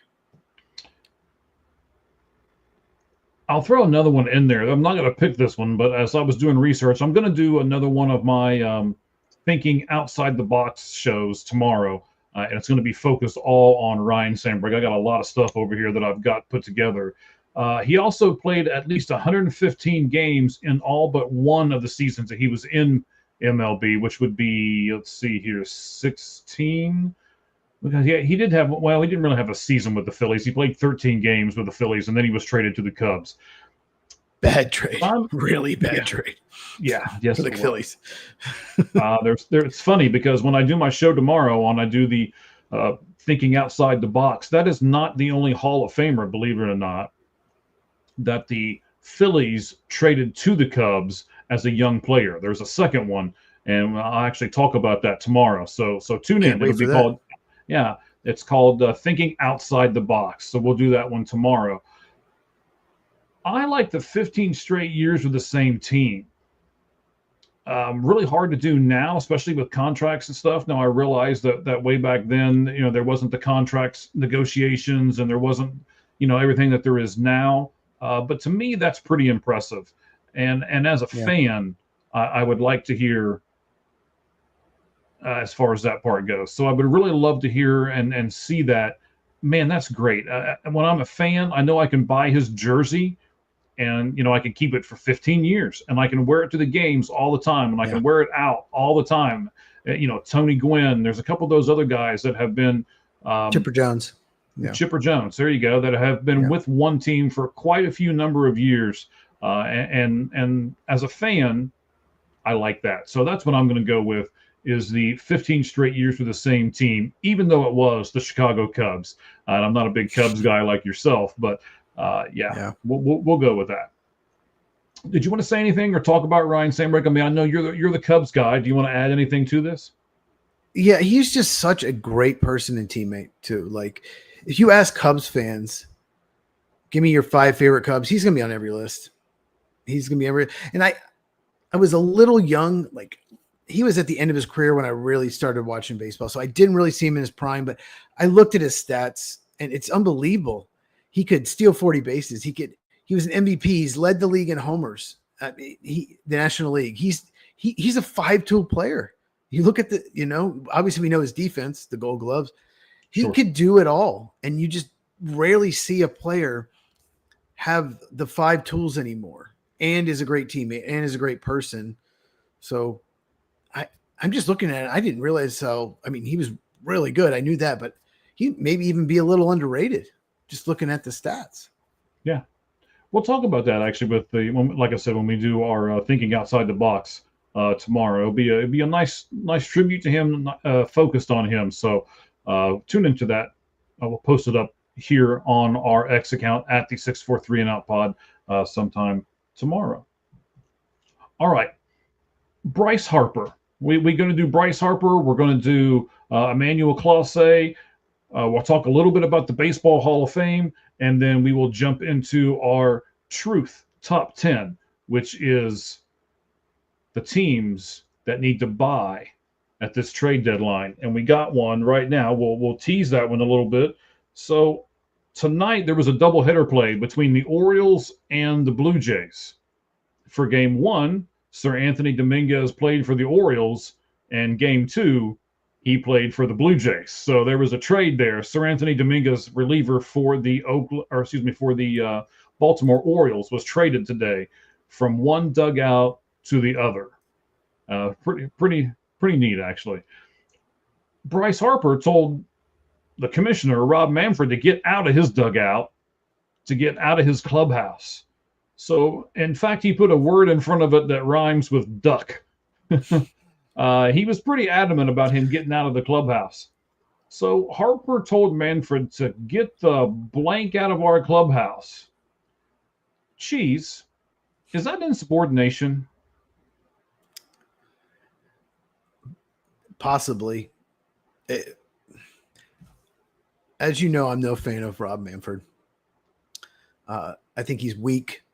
I think he has all these ideas to make baseball more interesting, and maybe the pitch clock work, but the rest of them are terrible. I'm not a Rob Manfred fan, but he is the commissioner of the league, and you do need to show him respect. And Bryce Harper, I'll just say this about Bryce Harper before we get into before I answer the question. He's one of my least favorite players in the game. He has been since he came in. You know, when you throw at a guy because your last guy got hit, you know, he's the guy you throw at. You throw at the best player. You throw at the Padres, Manny Machado gets thrown out, you know. That, you know, there's a guy you throw at. Ronald Acuna gets hit a lot. And when Bryce Harper gets hit, he slams his helmet down, slams his bat, and screams and threatens the pitcher almost every time. He acts like a baby. Yeah. And that makes him so unlikable. You know what? He could just take it. I get hit in the upper arm, drop his bat, and just walk to first, knowing this is going to happen. So that makes him one of the most unlikable players in the game. And hearing this, that he screamed and cussed at the commissioner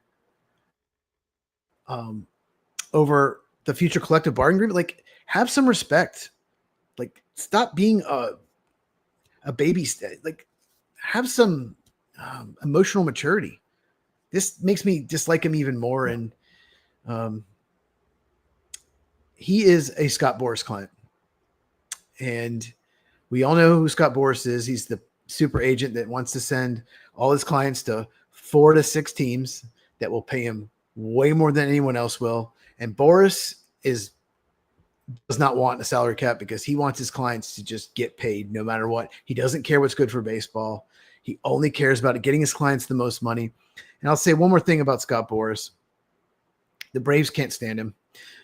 They have not had a Scott Boras client on their team since 2019, and it was Dallas Keuchel on a 1-year deal, who didn't even play well. And the Braves had a chance to draft a shortstop from Arkansas in this draft. I can't think of his name right now. And all the Braves fans wanted to draft him. They passed. They took a high school shortstop because he's a Scott Boras client. And Scott Boras is everything that's wrong with baseball. And clearly Harper and Boras don't want a salary cap because they want, you know, the top 20, 25 players to get paid. And it's just not good for baseball. You know, I agree with you.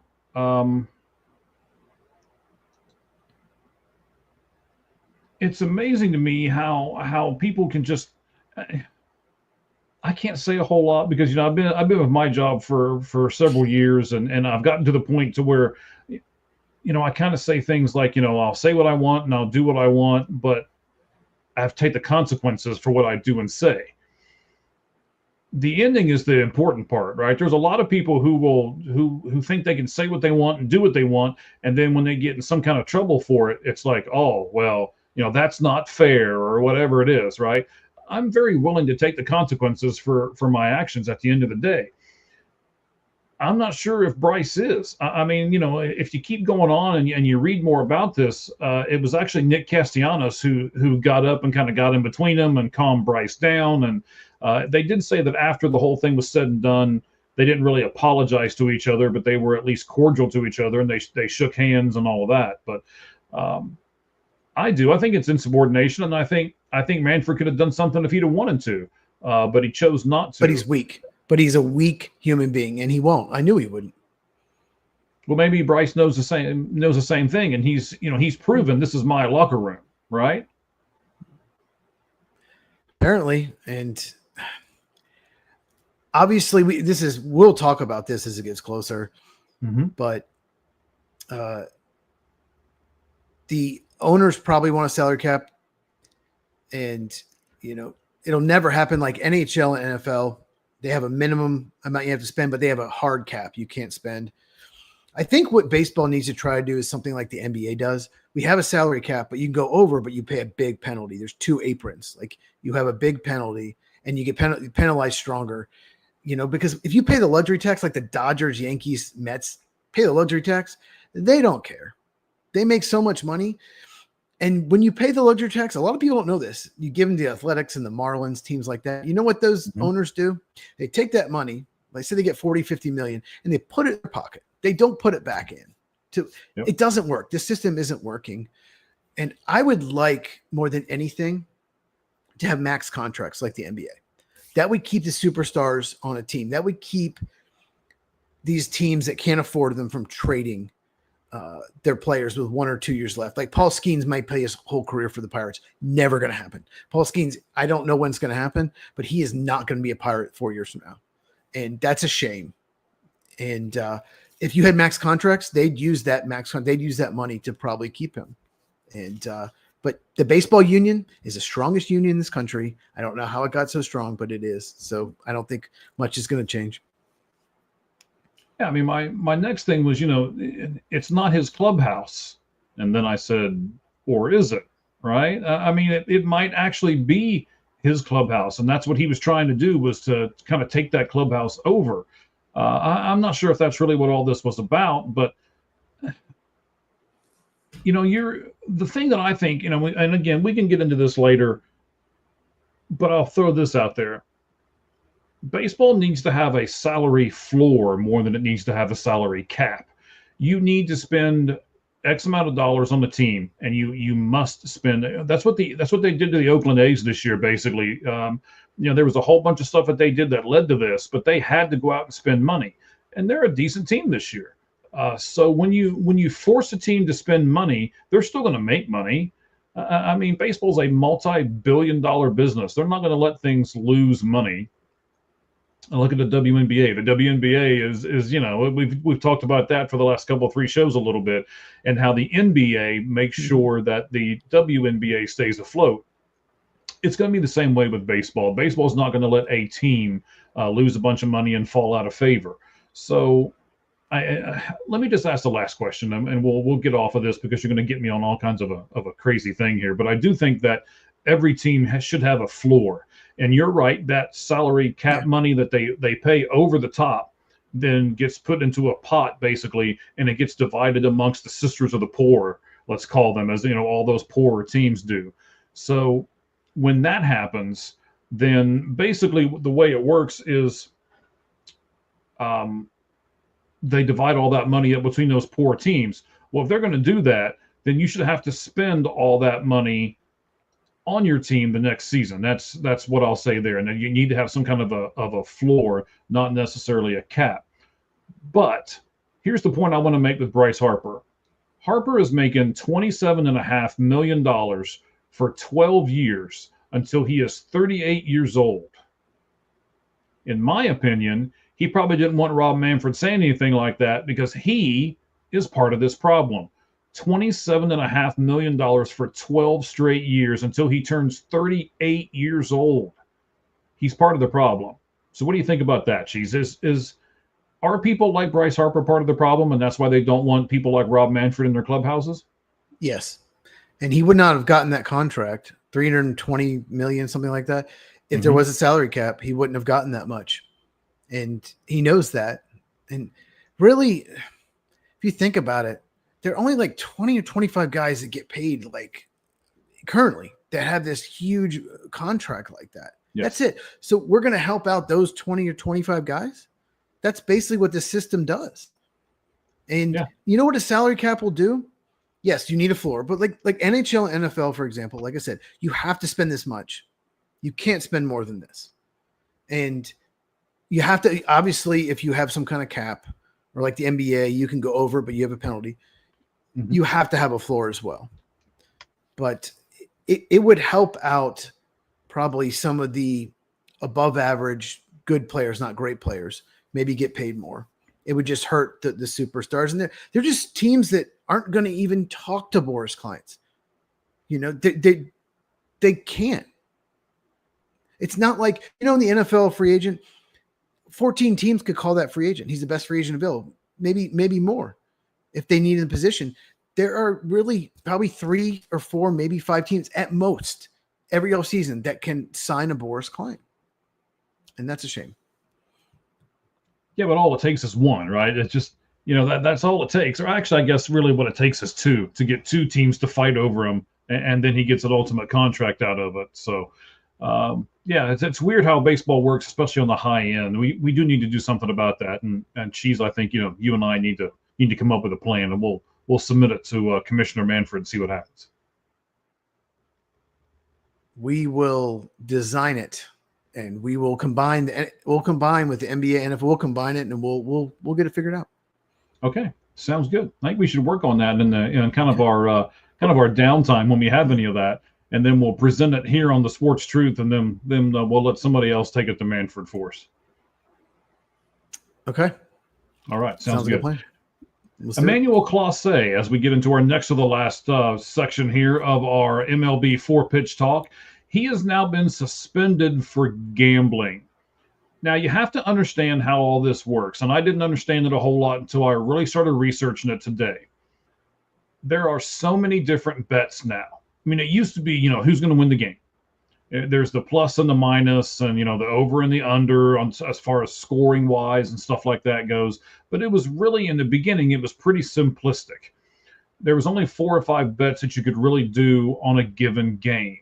Now there are hundreds of bets that you can do on every game. And they include things like, when the reliever comes in, is the first pitch going to be a ball or a strike? Yes. Big problem. Big problem, because, you know, they already got Ortiz is his last name. He's with the Cleveland Indians as well. What stops him from having his cousin make a bet that says the first pitch is going to be a ball from the first reliever that comes in, and he knows that he's going to be the first reliever to come in, and he can just spike one in the dirt? And now he wins a whole lot of money, right? Yeah. Go ahead, sir. No, I watched a video on Clase. Somebody actually put one together on X, and it showed a lot of pitches that he started with that ended up in the dirt that were way off. Maybe that's what they saw and they investigated. Yes, I'm sure people do it, and you can get away with it if do one of 2 things. One, you don't bet it all the time, and you don't bet too much. And that's when I think people get caught. The person betting your cousin or maybe it's your cousin's like best friend, right? That you don't even ever talk to. That's the best thing to do, is have a relative and then have their friend, someone you don't actually know, make the bet. But you might say, okay, make a $400 bet. And they're like, screw it, I'm doing 10,000. I know this is guaranteed. And they get greedy. Mm-hmm. And then you see that huge bet. Like, wait a second. It happened to a Toronto Raptor player, I think Michael Porter Jr.'s brother. Do you remember that? He got something. Okay, so he was a Toronto Raptors player. He got kicked out of the league. He's in Europe now, I think. There was some over-under on how many 3-point attempts he made, and he took like 5 in the first half, and he's not even a 3-point shooter. And someone put this huge bet on it. Well, they caught him, and he got kicked out of the NBA. Right. Now, he was a 10th, 11th player off the bench. Like, he was at the end of the bench. But the point is, there's so many prop bets. There's so many crazy bets. It's a problem, and I wish it was restricted, because this isn't going away. This is going to keep popping up. Yeah, I'm with you as far as that part goes. There's no way that they're going to be able to stop this. But so I guess the first question to you is, do we need, as a baseball community, right? Do we need to limit the types of bets that can be placed by an individual like you and I? Or so how are we going to stop this, I guess, is the question. And this is the only thing that I could kind of come up with to stop this. Or can you even stop it? I just wish it wouldn't have so many bets and so many props. Limit a person. I don't know. They just get somebody else to bet. They just find someone else. Mm-hmm. The first pitch, stuff like that. Little, I don't know too much the history of it, but I guess when people did cheat in like college basketball, it was all about the spread. They just purposely missed shots in games that, they should win by 19. Say the spread was 19. Well, you miss some shots late. You're the point guard or whatever. You throw a couple turnovers. Make sure you only win by 11 or 12. That's usually what they used to do. If anybody doesn't know how they used to cheat. Now there's so many opportunities, so many prop bets. Like you said, 100. It could be 100 bets a game. It's that they need to cut back at that. That's the only way this is going to go away anytime soon. But then are you going to cut into Major League Baseball's kickback that they get from these gambling sites? I mean, FanDuel and all of them, they're all over this now. I mean, I can remember when I was younger and you wouldn't let, everybody was Pete Rose is terrible and everything else. And now they're just like, oh, they're going to give us money. Well, sure. Come on, bring me money. Right. And then, it's all about the almighty dollar, but it's also about people's integrity. So let me ask you this, Cheese. Let me see if you agree with this kind of blanket statement. Okay. People as a whole do not have integrity.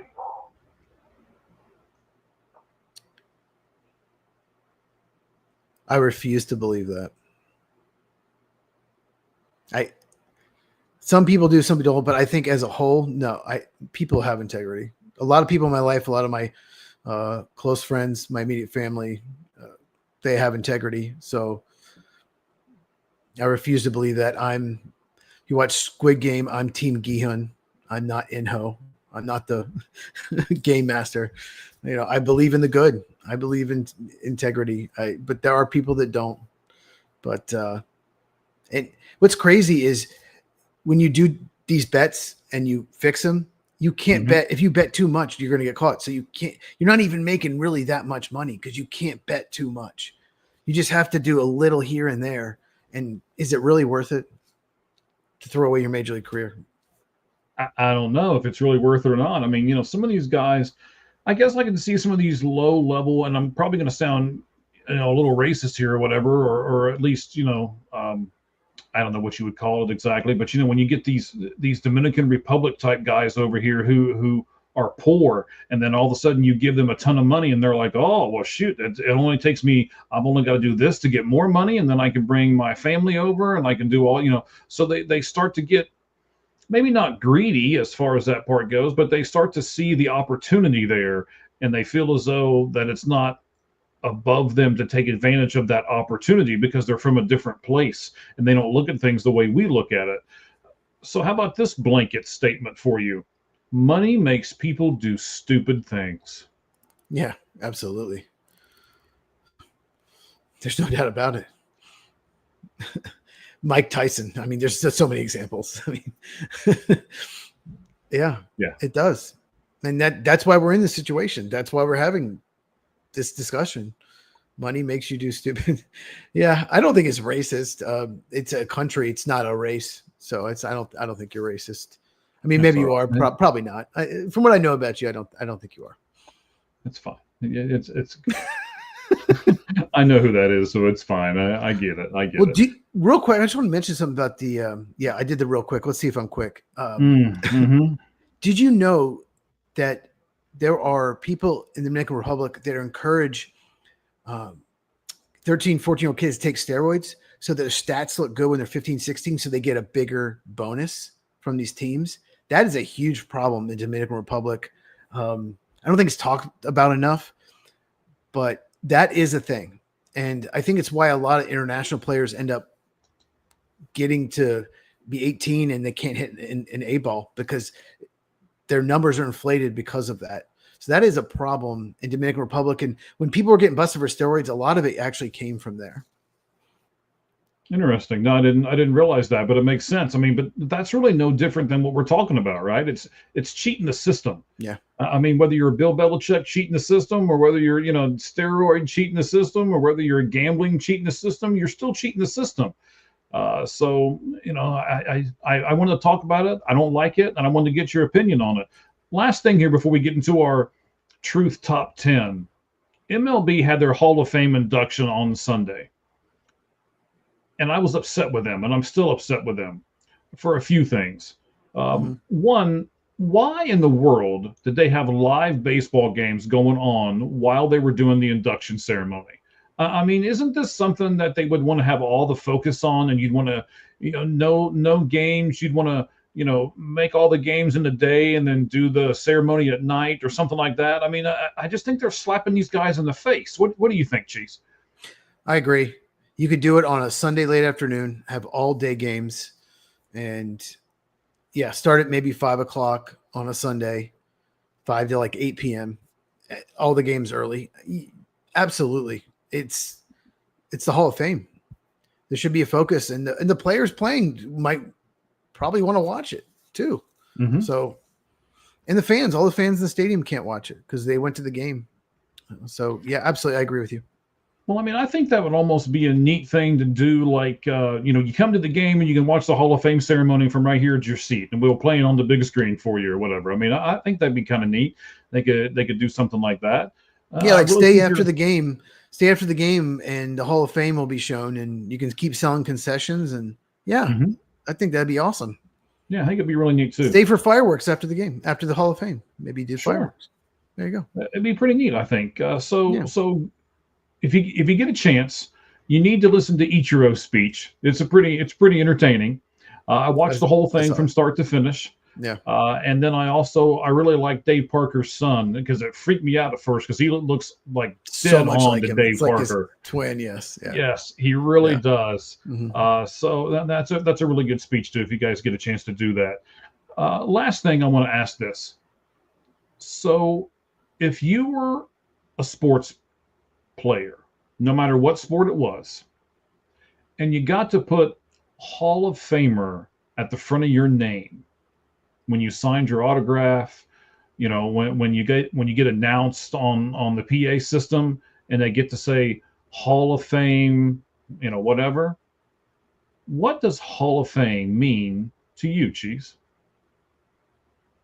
Oh, I wish I knew exactly what it meant, because obviously I'll never experience it. I might get in this Sportz Truth, podcast with the 643 Not Guys Hall of Fame. You never know. Maybe. You never know. It could. Yeah, I got years away from that, but it would be incredible. I think if I was in that situation, all the hard work, everything you've done to get there, it's really hard to get in the Hall of Fame. Mm-hmm. Billy Wagner should have been a long time ago. Absolutely ridiculous. He had to wait. It's really hard. It's somebody that good, but relievers have a harder time. That's mainly, but it would just be everything. It'd be something you can share with your family. Something you'll never forget. You never forget that moment. Your speech will always be shown, and your kids, your grandkids, all those will always see it. It'd be unbelievable. All right. Yeah. I mean, the Hall of Fame is, like we said earlier, it's not the Hall of really good. It's the Hall of the best ever. Mm-hmm. Like immortality almost. Iconic. Some of the different phrases that we would put with that. I mean, Hall of Fame is, you are the best of the best, and that's what everybody should strive for, to be the best of the best. I just wish people wouldn't cheat to try to be the best of the best. That's all. I do want to throw this out there. I just put this up on our Twitter. I'm looking at it here off my phone, off screen here. I want to give Shiloh Sanders some credit here. It's Bucks rookie safety Shiloh Sanders stayed after practice. You can see this on our Twitter page here. He stayed after practice for over an hour, signing every possible autograph for the fans that turned out today at Bucks camp. So, I mean, I love it when people do stuff like that. So I wanted to give him a shout out here on a Meaningless Sports podcast. We'll see if he. Let me just tell you one thing. That is Shiloh Sanders. Let me talk about him. If you don't know who he was a safety for Colorado. He is Deion's other son besides Shadur. He is one of the dirtiest college football players I've ever seen in my life. That guy will hit you in the head. He is one of the dirtiest players. I watched a lot of his film going in the draft. He was undrafted. I'm glad that he did that, but my God, he is a dirty, dirty player. All right. Well, let's have one of us give him a lot of credit, and the other one just cut him at the knees. So, all right, man. Boy, you're revealing information before I want you to. You're cutting people down. I mean, you're just being on honest. fire today, man. You okay? I'm just watching this film in Colorado. I was like, "What? Did he really do that again?" I just can't believe how dirty a player he is. Shedeur is nothing. Shedeur is obviously nothing like that. Of course, he's offense, but still, I was shocked to see that Deion's kid. He let him get away with that. I was shocked. All right. Well, sorry to rain on the parade of how great he was at signing autographs. That's just all I think of when I think of Shiloh Sanders, because I just, watch a lot of his college football tape. All right. So top 10 teams. Can we get through this top 10 without you, ticking somebody off? I mean, of course, I guess I was the one that was called racist for this whole thing was all said and done. But so the top 10 teams that need to buy at the MLB trade deadline. We're going to do that right now. Cheese, before we jump into that, I know you've got a new writing gig. What's your new writing gig? And tell us about it a little bit, buddy. Yeah, it's at packerstalk.com. It's a Green Bay Packer website. And I will write definitely one article, one or two a week. And my articles are not game recaps. They're not who's playing well. It's trends. My latest article, it was released yesterday. You go to Packers with an S, packerstalk.com. You can check it out. It talks about how Rashawn Gary, their edge rusher, I call it the Rashawn Gary effect. That's my term. And how he was a huge risk in the NFL draft in the first round. And the Packers hit on that pick, and it's influenced their picks after that. And because of that, they've missed on picks. They keep taking too many risks in the first round. And so I look at trends that no one else is talking about. If you're a Green Bay Packer fan, make sure you check out packerstalk.com, and I will write articles that, like I said, trends that no one else is, kind of talking about. All right. And also check out Locked On Diamondbacks, all you Diamondbacks fans. Michael hosts that. He's doing an amazing job. I've watched that. I've learned that I thought I knew a lot about the Diamondbacks. It turns out I did not know hardly anything, but now I know a lot. Well, we are number 2 right at the moment. Not Locked On Diamondbacks, but the Sportz Truth right now with the 643 and out guys. That's myself, Mike Ballantyne, and my good buddy Cheese over there. We are trending number 2 on X right now. So shout out to all of you guys who are with us right now. We certainly appreciate it. And we're going to do our top 10 here. But I want to be able to also look as we're doing this and see if there's any more trades that have gone down. And we're going to try to kill 2 birds, 1 stone here for just a moment. And I'm going to go through a few of these. So, Cheese, tell me, let's start with number 10 and let's go to number 1. Give me your number 10 team that needs to buy at the MLB trade deadline and tell me why. I have the Texas Rangers at number 10. They're just outside making the playoffs. They're just outside the last wild card.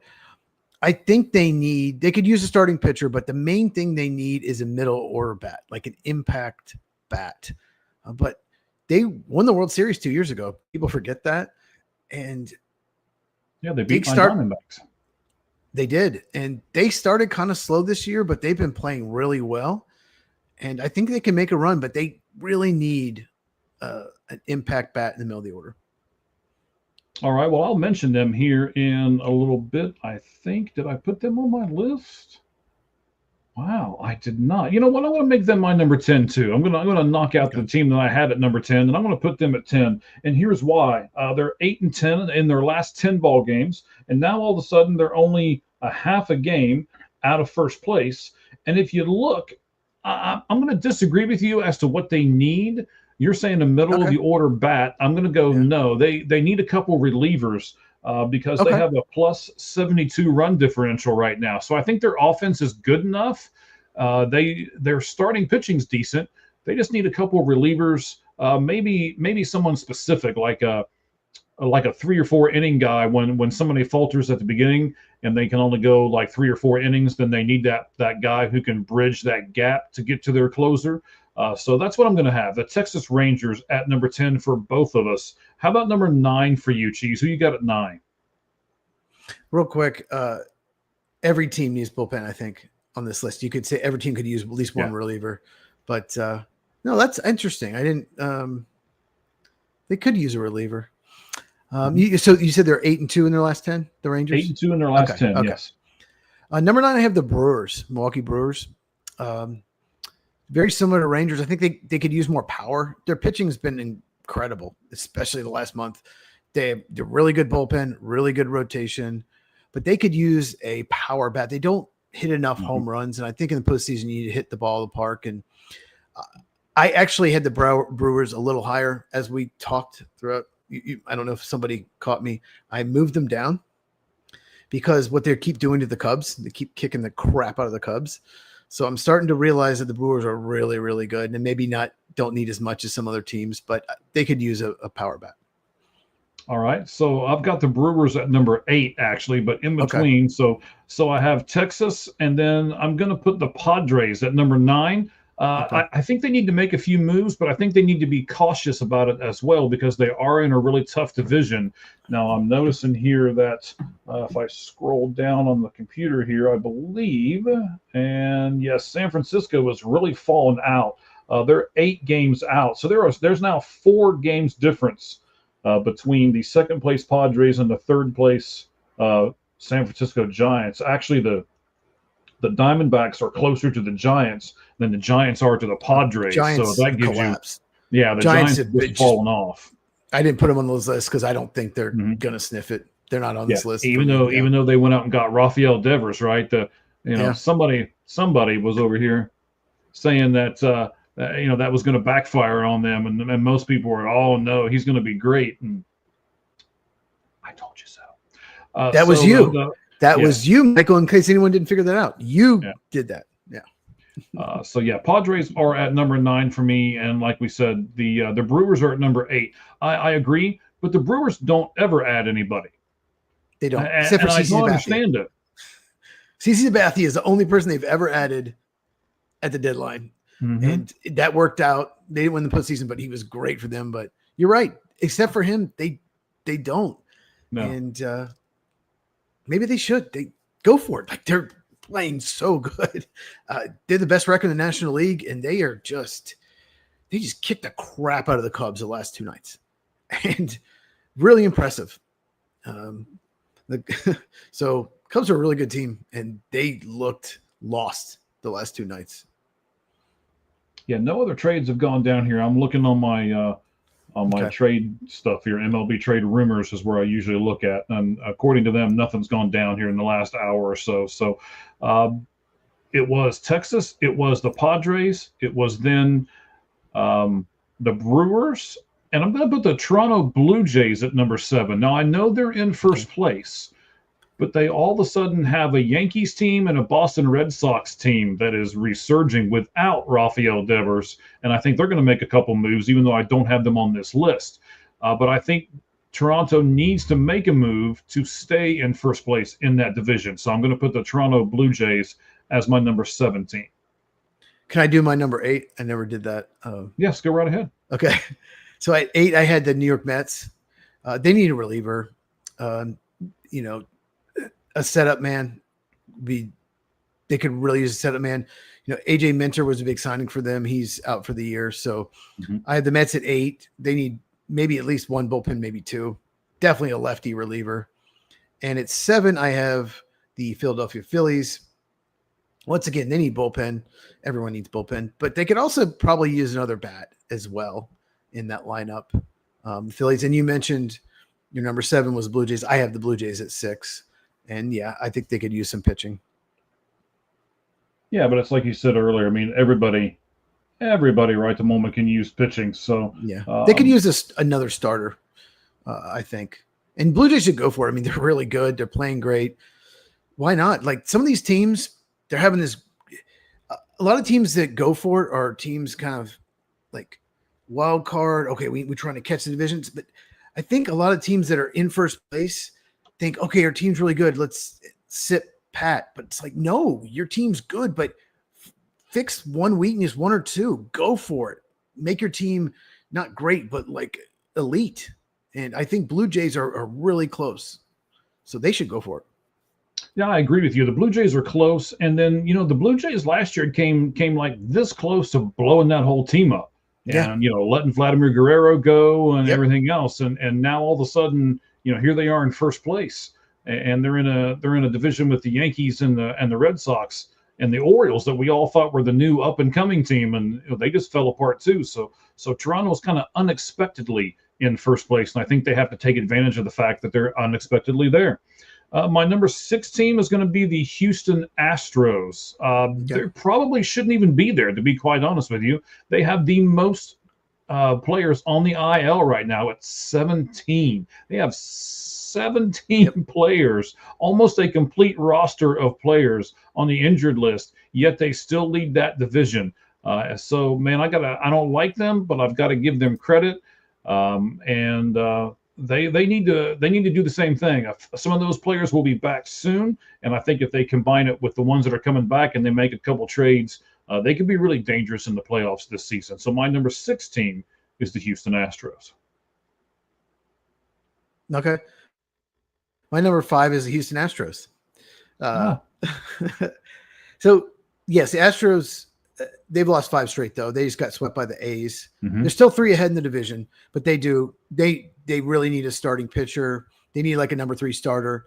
And Isaac Paredes is now hurt with a serious injury, and he's having a very good year. So they really need a bat at third base. They could also use a left-handed bat. They're a little right-handed. Mm-hmm. Yeah, they're one of those teams that they have to plug some holes, or I don't think they're going to do much in the postseason because they have a few holes, but they're a very good team. And if they hit plug those holes, they should be a contender for sure. Right. I think Houston's one of those teams that beats the teams they're supposed to beat. The ones that are there with them, they beat them about half the time. But then the ones that are above them, they don't have enough to beat those teams that are above them. So once they get into the postseason, where those teams are going to be at their level or above, they're not going to make it very far. So yeah, unless they do something, I agree with you. They're not going to make it very far. Well, you can't give up 4 home runs to Nick Kurtz, a rookie. You can't, but they got swept at home by the Athletics. Very embarrassing. So but it exposed their weakness. So maybe they'll go out and, go get something. Absolutely. All right, so I'm going to be a little bit of a homer here at the halfway point. My number 5 team, I'll let you get back to your teams here in just a second, Cheese, but my number 5 team has, I think, everything you want in an up-and-coming team. Young players, payroll flexibility, and an experienced manager to lead them into the next realm of makes them take the next step. Is his name Terry? His name's Terry. His name's Terry Francona. We got a lot of young players on the Cincinnati Reds. They've got some payroll flexibility, and they've got a really good coach that can lead them and take them to the next level. I'm not expecting them to go out and buy 5 or 6 people, but I at least want them to go out and get a few mediocre to good people, and let's at least make the playoffs. I mean, I love the Diamondbacks and I love the Reds as well. They're my 2 teams. And I would really, since my Diamondbacks aren't going to do anything but sell, I at least want to see one of my teams buy. So hopefully the Reds will do that, make me happy, and then make the playoffs. So my number 5 team is the Cincinnati Reds. Yeah, the Reds really only hope is to catch the Padres. I don't think they can catch either the Brewers or Cubs or the Phillies or Mets. So they've got to catch the Padres. But they're 2.5 out. Mm-hmm. Yeah, they could absolutely do it. They've been playing better. I think they've lost 2 straight, but they've been playing better in the second half. So yeah, they've lost 2 straight to the Dodgers though, and they lost by 1 run today, and I believe by 2 runs yesterday when Yamamoto played. So they're one of those teams that down the stretch you really probably don't want to see on your schedule. Because like I said, they're playing better, and we'll see. I feel like they're might make 1 or 2 moves just to say, hey, we're doing something, but really not impact. I feel like they're not going to be big buyers, but they probably should be, like you said. But so I didn't put them on my list because I don't think they're going to buy that. I just don't. I don't think they will. Okay. So who is your number? What are you at, 6 or 5? 4. I'm now down 4. Oh, you're at 4. Yeah. Okay. So go ahead and give me 4, sir. My 5 was the Astros. Okay. Number 4 is the New York Yankees. Like every team probably on this list, they could use a bullpen pitcher, but they need an infield bat. They need another bat. So they've made a few moves, but they still need just like an impact bat. So Yankees obviously lost the World Series last year. You know, they obviously have had a disappointing season, even though they're a wild card team right now. But I think they need to go out and get a bat. Okay. I took the Dodgers off of this list, and I'm going to insert the Phillies actually, because I think the Phillies are one of those teams as well that are close. They need a closer, like specifically a closer, not just a bullpen piece. They need a closer. And then it'll be interesting to see if they try to make any kind of trades, because I'm relatively certain that they won't be able to sign Kyle Schwarber next year. So it'll be interesting to see if they try to get somebody on the trade deadline, maybe like a Lourdes Gurriel Jr. or somebody like that, to where they can sign him in this offseason and know that he'll be with them for another year or two, because he has a year or two more of control on his contract. So I think that'll be interesting to see if that's what they end up doing. So my number 4 team is the Philadelphia Phillies. Okay. Yeah, I had them 7. So you said you did not, you took out the Dodgers. They're not on your list at all. So I have them 3. They need pitching. They've had so much injuries to pitching. Yeah, I think they're going to be aggressive, and I think they're going to go out and get some pitching. They could use a bullpen and a starter. I agree with you that they need some pieces, but I thought they would have gotten them by now. The Dodgers usually go out and just pay for what they want, and they've not done that. So it makes me wonder if they're just going to kind of stand pat, if they think they're good enough to win it, just with what they've got. And if you look, I mean, the record kind of shows that they are, right? They're 4 games up in the division right now, and they're 4-6 in their last 10. The problem is they're 4-6. The Padres are 5-5. The Giants are 2-8, and the Diamondbacks are 4-6. So all those teams in that division all of a sudden can't win. So it doesn't matter if the Dodgers are losing; they're still staying the top because everybody else is losing too. So I don't think that's a recipe for greatness by any stretch of the imagination. But I'm not sure how much more money the Dodgers can afford to spend. So they'll spend whatever. You know they will. I just think the Dodgers aren't going to sit. They're not going to sit by. Tanner Scott got hurt, so they could use another bullpen pitcher, and they've had so many starters get hurt, and they have a good farm system. Despite being like a great team, they have a farm system they can trade from. So I expect them to add a big time pitcher, you know, that'll piss everyone off because the rich get richer. And, you know, they'll be one of the favorites, if not the favorite, just like last year in the postseason. Well, they're pretty much that already without adding anybody. So, you know, Sure. Here we go. So my number 3 is probably going to be your number 1. That's what I'm going to go with right now. And I'm just going to, I'll say it as I say who my number 3 team is, because my 2 and 1 team you've already mentioned. So we are going to have different number 1s. We definitely are going to have different number 1s. Yeah, go ahead. No, sorry, go ahead. Okay, so that means I've already mentioned your number 1. That's what that means. So no, my number 1, you're not even going to put on your list, I don't think. Well, my number 3 is, again, I think they're going to be your number 1 because I think you're going to be a homer for this team, and I'm going to put the Chicago Cubs at number 3. I think that they need, well, I don't think they need pitching. They have the offense. They're really similar to the Diamondbacks in that regard. The Diamondbacks are the 4th best offense in the National League, or in all of baseball, believe it or not. They just don't have the bullpen. So the Cubs are, the Cubs are number 2 in offense in the league. So they have the offense. They just don't have the starting pitching, and they need to go out and get one. They probably, honestly, need to go out and get 2 if they really want to make a run. And then they need to decide what they're going to do with Kyle Tucker. So some interesting offseason decisions for the Chicago Cubs as well. So they're my number 3 team. I've lost track of where you're at. Cheese, tell me where you're at and what's your team. I went first. So now I'm doing 2. Okay. Okay. My number 2 is Chicago Cubs. So I could talk about the Cubs for the next 20 minutes and what they should do with each player. I'm not going to do that. But you already made a lot of the same thing I was going to say. I'll just add this. I don't think they need 2 starters because Jamison Taillon and Javier Assad are probably close to coming back. What they need is an impact starter, a number 1 or 2 starter. Because you have Matthew Boyd, Shota Imanga, I think that's how you say it, something like that. Cade Horton's been really well of late, a rookie, but none of them are that just take over a game. They need to.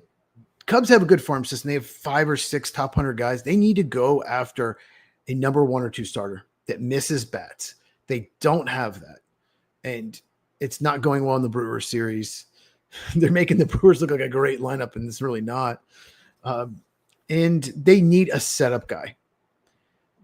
Daniel Palencia has been a big surprise. He's been terrific as a closer. But they really need a 7th, 8th inning type guy. Even though their bullpen looks great, it's top 5 bullpen ERA, it's more of a weak contact, pitchability type bullpen. Right. They do really well against the bad teams. And just like I said at the start, you have to miss bats in the postseason, and their bullpen doesn't miss enough bats. So the Cubs, you need to get at least 1 impact starter and at least 1, maybe 2 setup guys. But here's the problem with your Cubs and this scenario you're painting out there, which I don't disagree with. I don't know if there's an impact starting pitcher out there that is available. I'll give you a name. Mackenzie Gore. Ahead. Mackenzie Gore.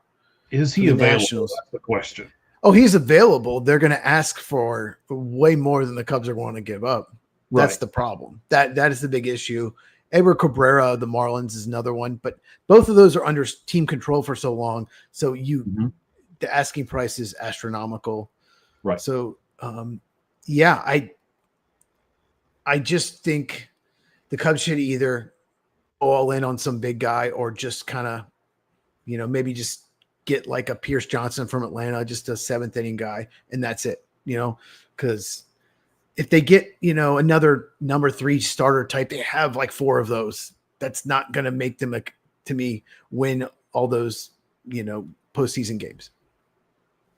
I'll throw you a name. He's not done excellent this year, but he has a really good track record in previous seasons, and maybe a change of scenery will be good for him.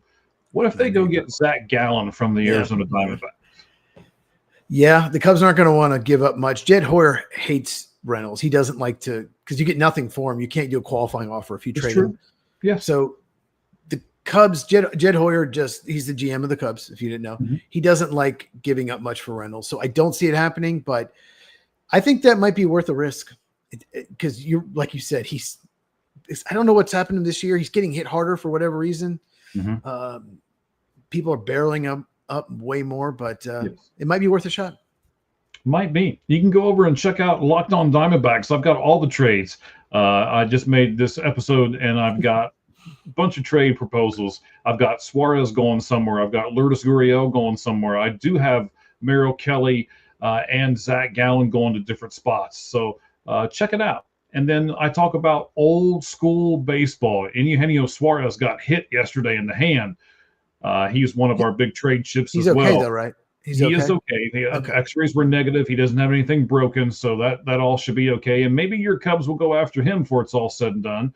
But you got a pretty good rookie over at third base. I don't know if you want to stifle that, but you could bring him in as a DH possibly. But anyway, we've got a lot of different things that we're going to go over. And the big thing with the whole Suarez deal for me was I'd go old school baseball, and I said you can go over to at LO_Diamondbacks and vote on the Twitter poll question that's over there.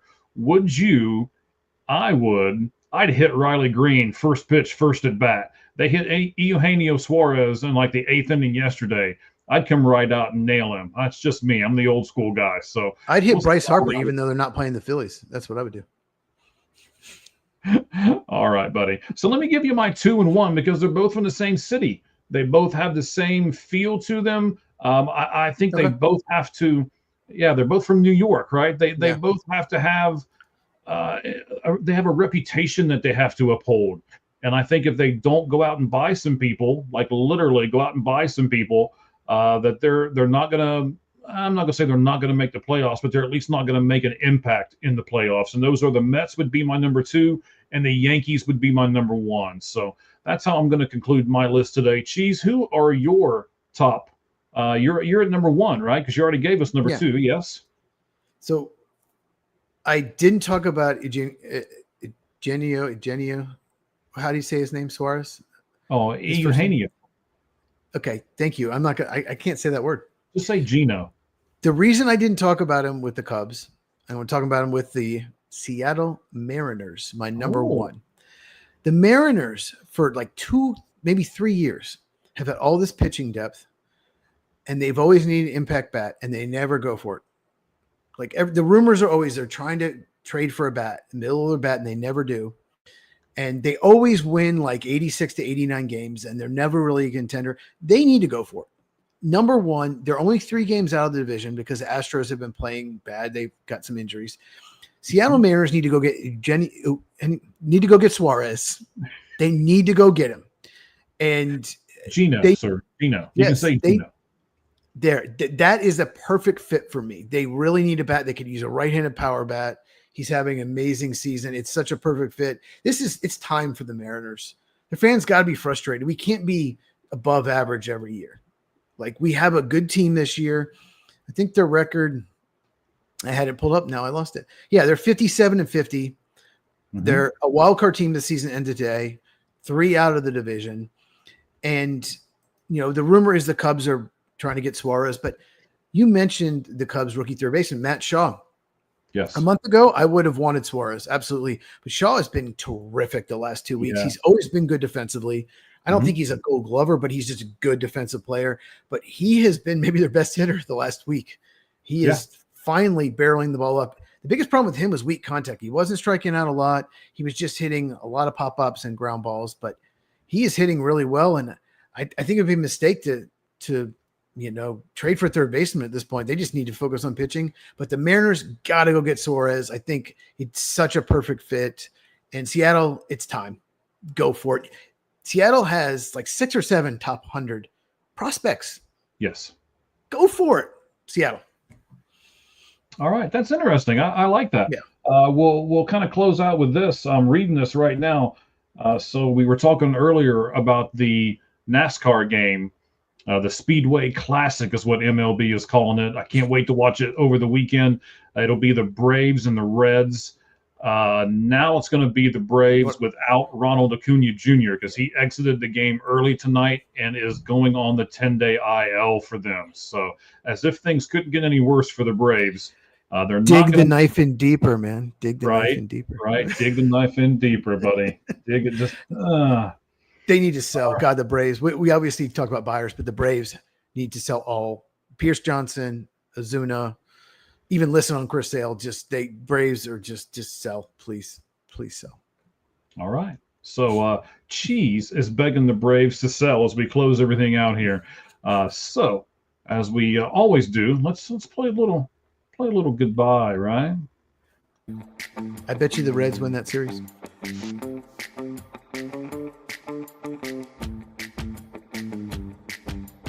Diamondbacks on the Reds, so you saying it's too loud? Is that what you're trying to tell me? No, I couldn't. For some reason, I couldn't hear you. Maybe it was my thing for like 3 seconds. I couldn't hear you. I'd say the Reds are going to easily beat the Braves in that series. I would bet on the Reds, but I don't bet. So don't bet. Bet responsibly. There you go. Just don't bet at all. How about that? Takes away the fun of watching the games if you bet. You're so worried about money you're not enjoying. Yeah. Right. I like fantasy, but I don't like to bet. So anyway. Hey, Cheese, thank you very much, buddy. I appreciate you. We've had a great time on the show. Almost to 70 viewers tonight. Thank all 70 of them for being with us. Any last thoughts that you have before we say goodbye, sir? Yes. This is our last show before the trade deadline, so we'll have to talk about next week, so make sure you check that out. And the Diamondbacks are going to be a very busy team, so check out Locked on Diamondbacks with their new host. And I hear he's a handsome dude. I don't know about that last part, but they do have a new host. Okay. And then tell us one more time, buddy, you're taking on a new gig. You're doing Football with Cheese over on YouTube, and now you're doing some writing stuff. Tell us what the last thing you wrote was and where you wrote it at. Yeah, well, my YouTube channel is at Football with Cheese, CAGEZ. Follow me on X at Football Cheese without the with. And PackersTalk.com if you're a Green Bay Packer fan. If you know any Green Bay Packer fans, make sure you go to Talk.com and check out my articles. And I go over trends, including, obviously, an NFL draft article about how their first-round pick, Rashawn Gary, edge rusher, influenced all their first-round picks since then. All right. Sounds good, buddy. So, yeah, I like what we've done here today. It's been fantastic. I love talking with you, and I love talking with all of our fans. So, until next time, you know what we say. The only thing fair in life is a baseball hit between the third and first base lines. Good evening, everyone.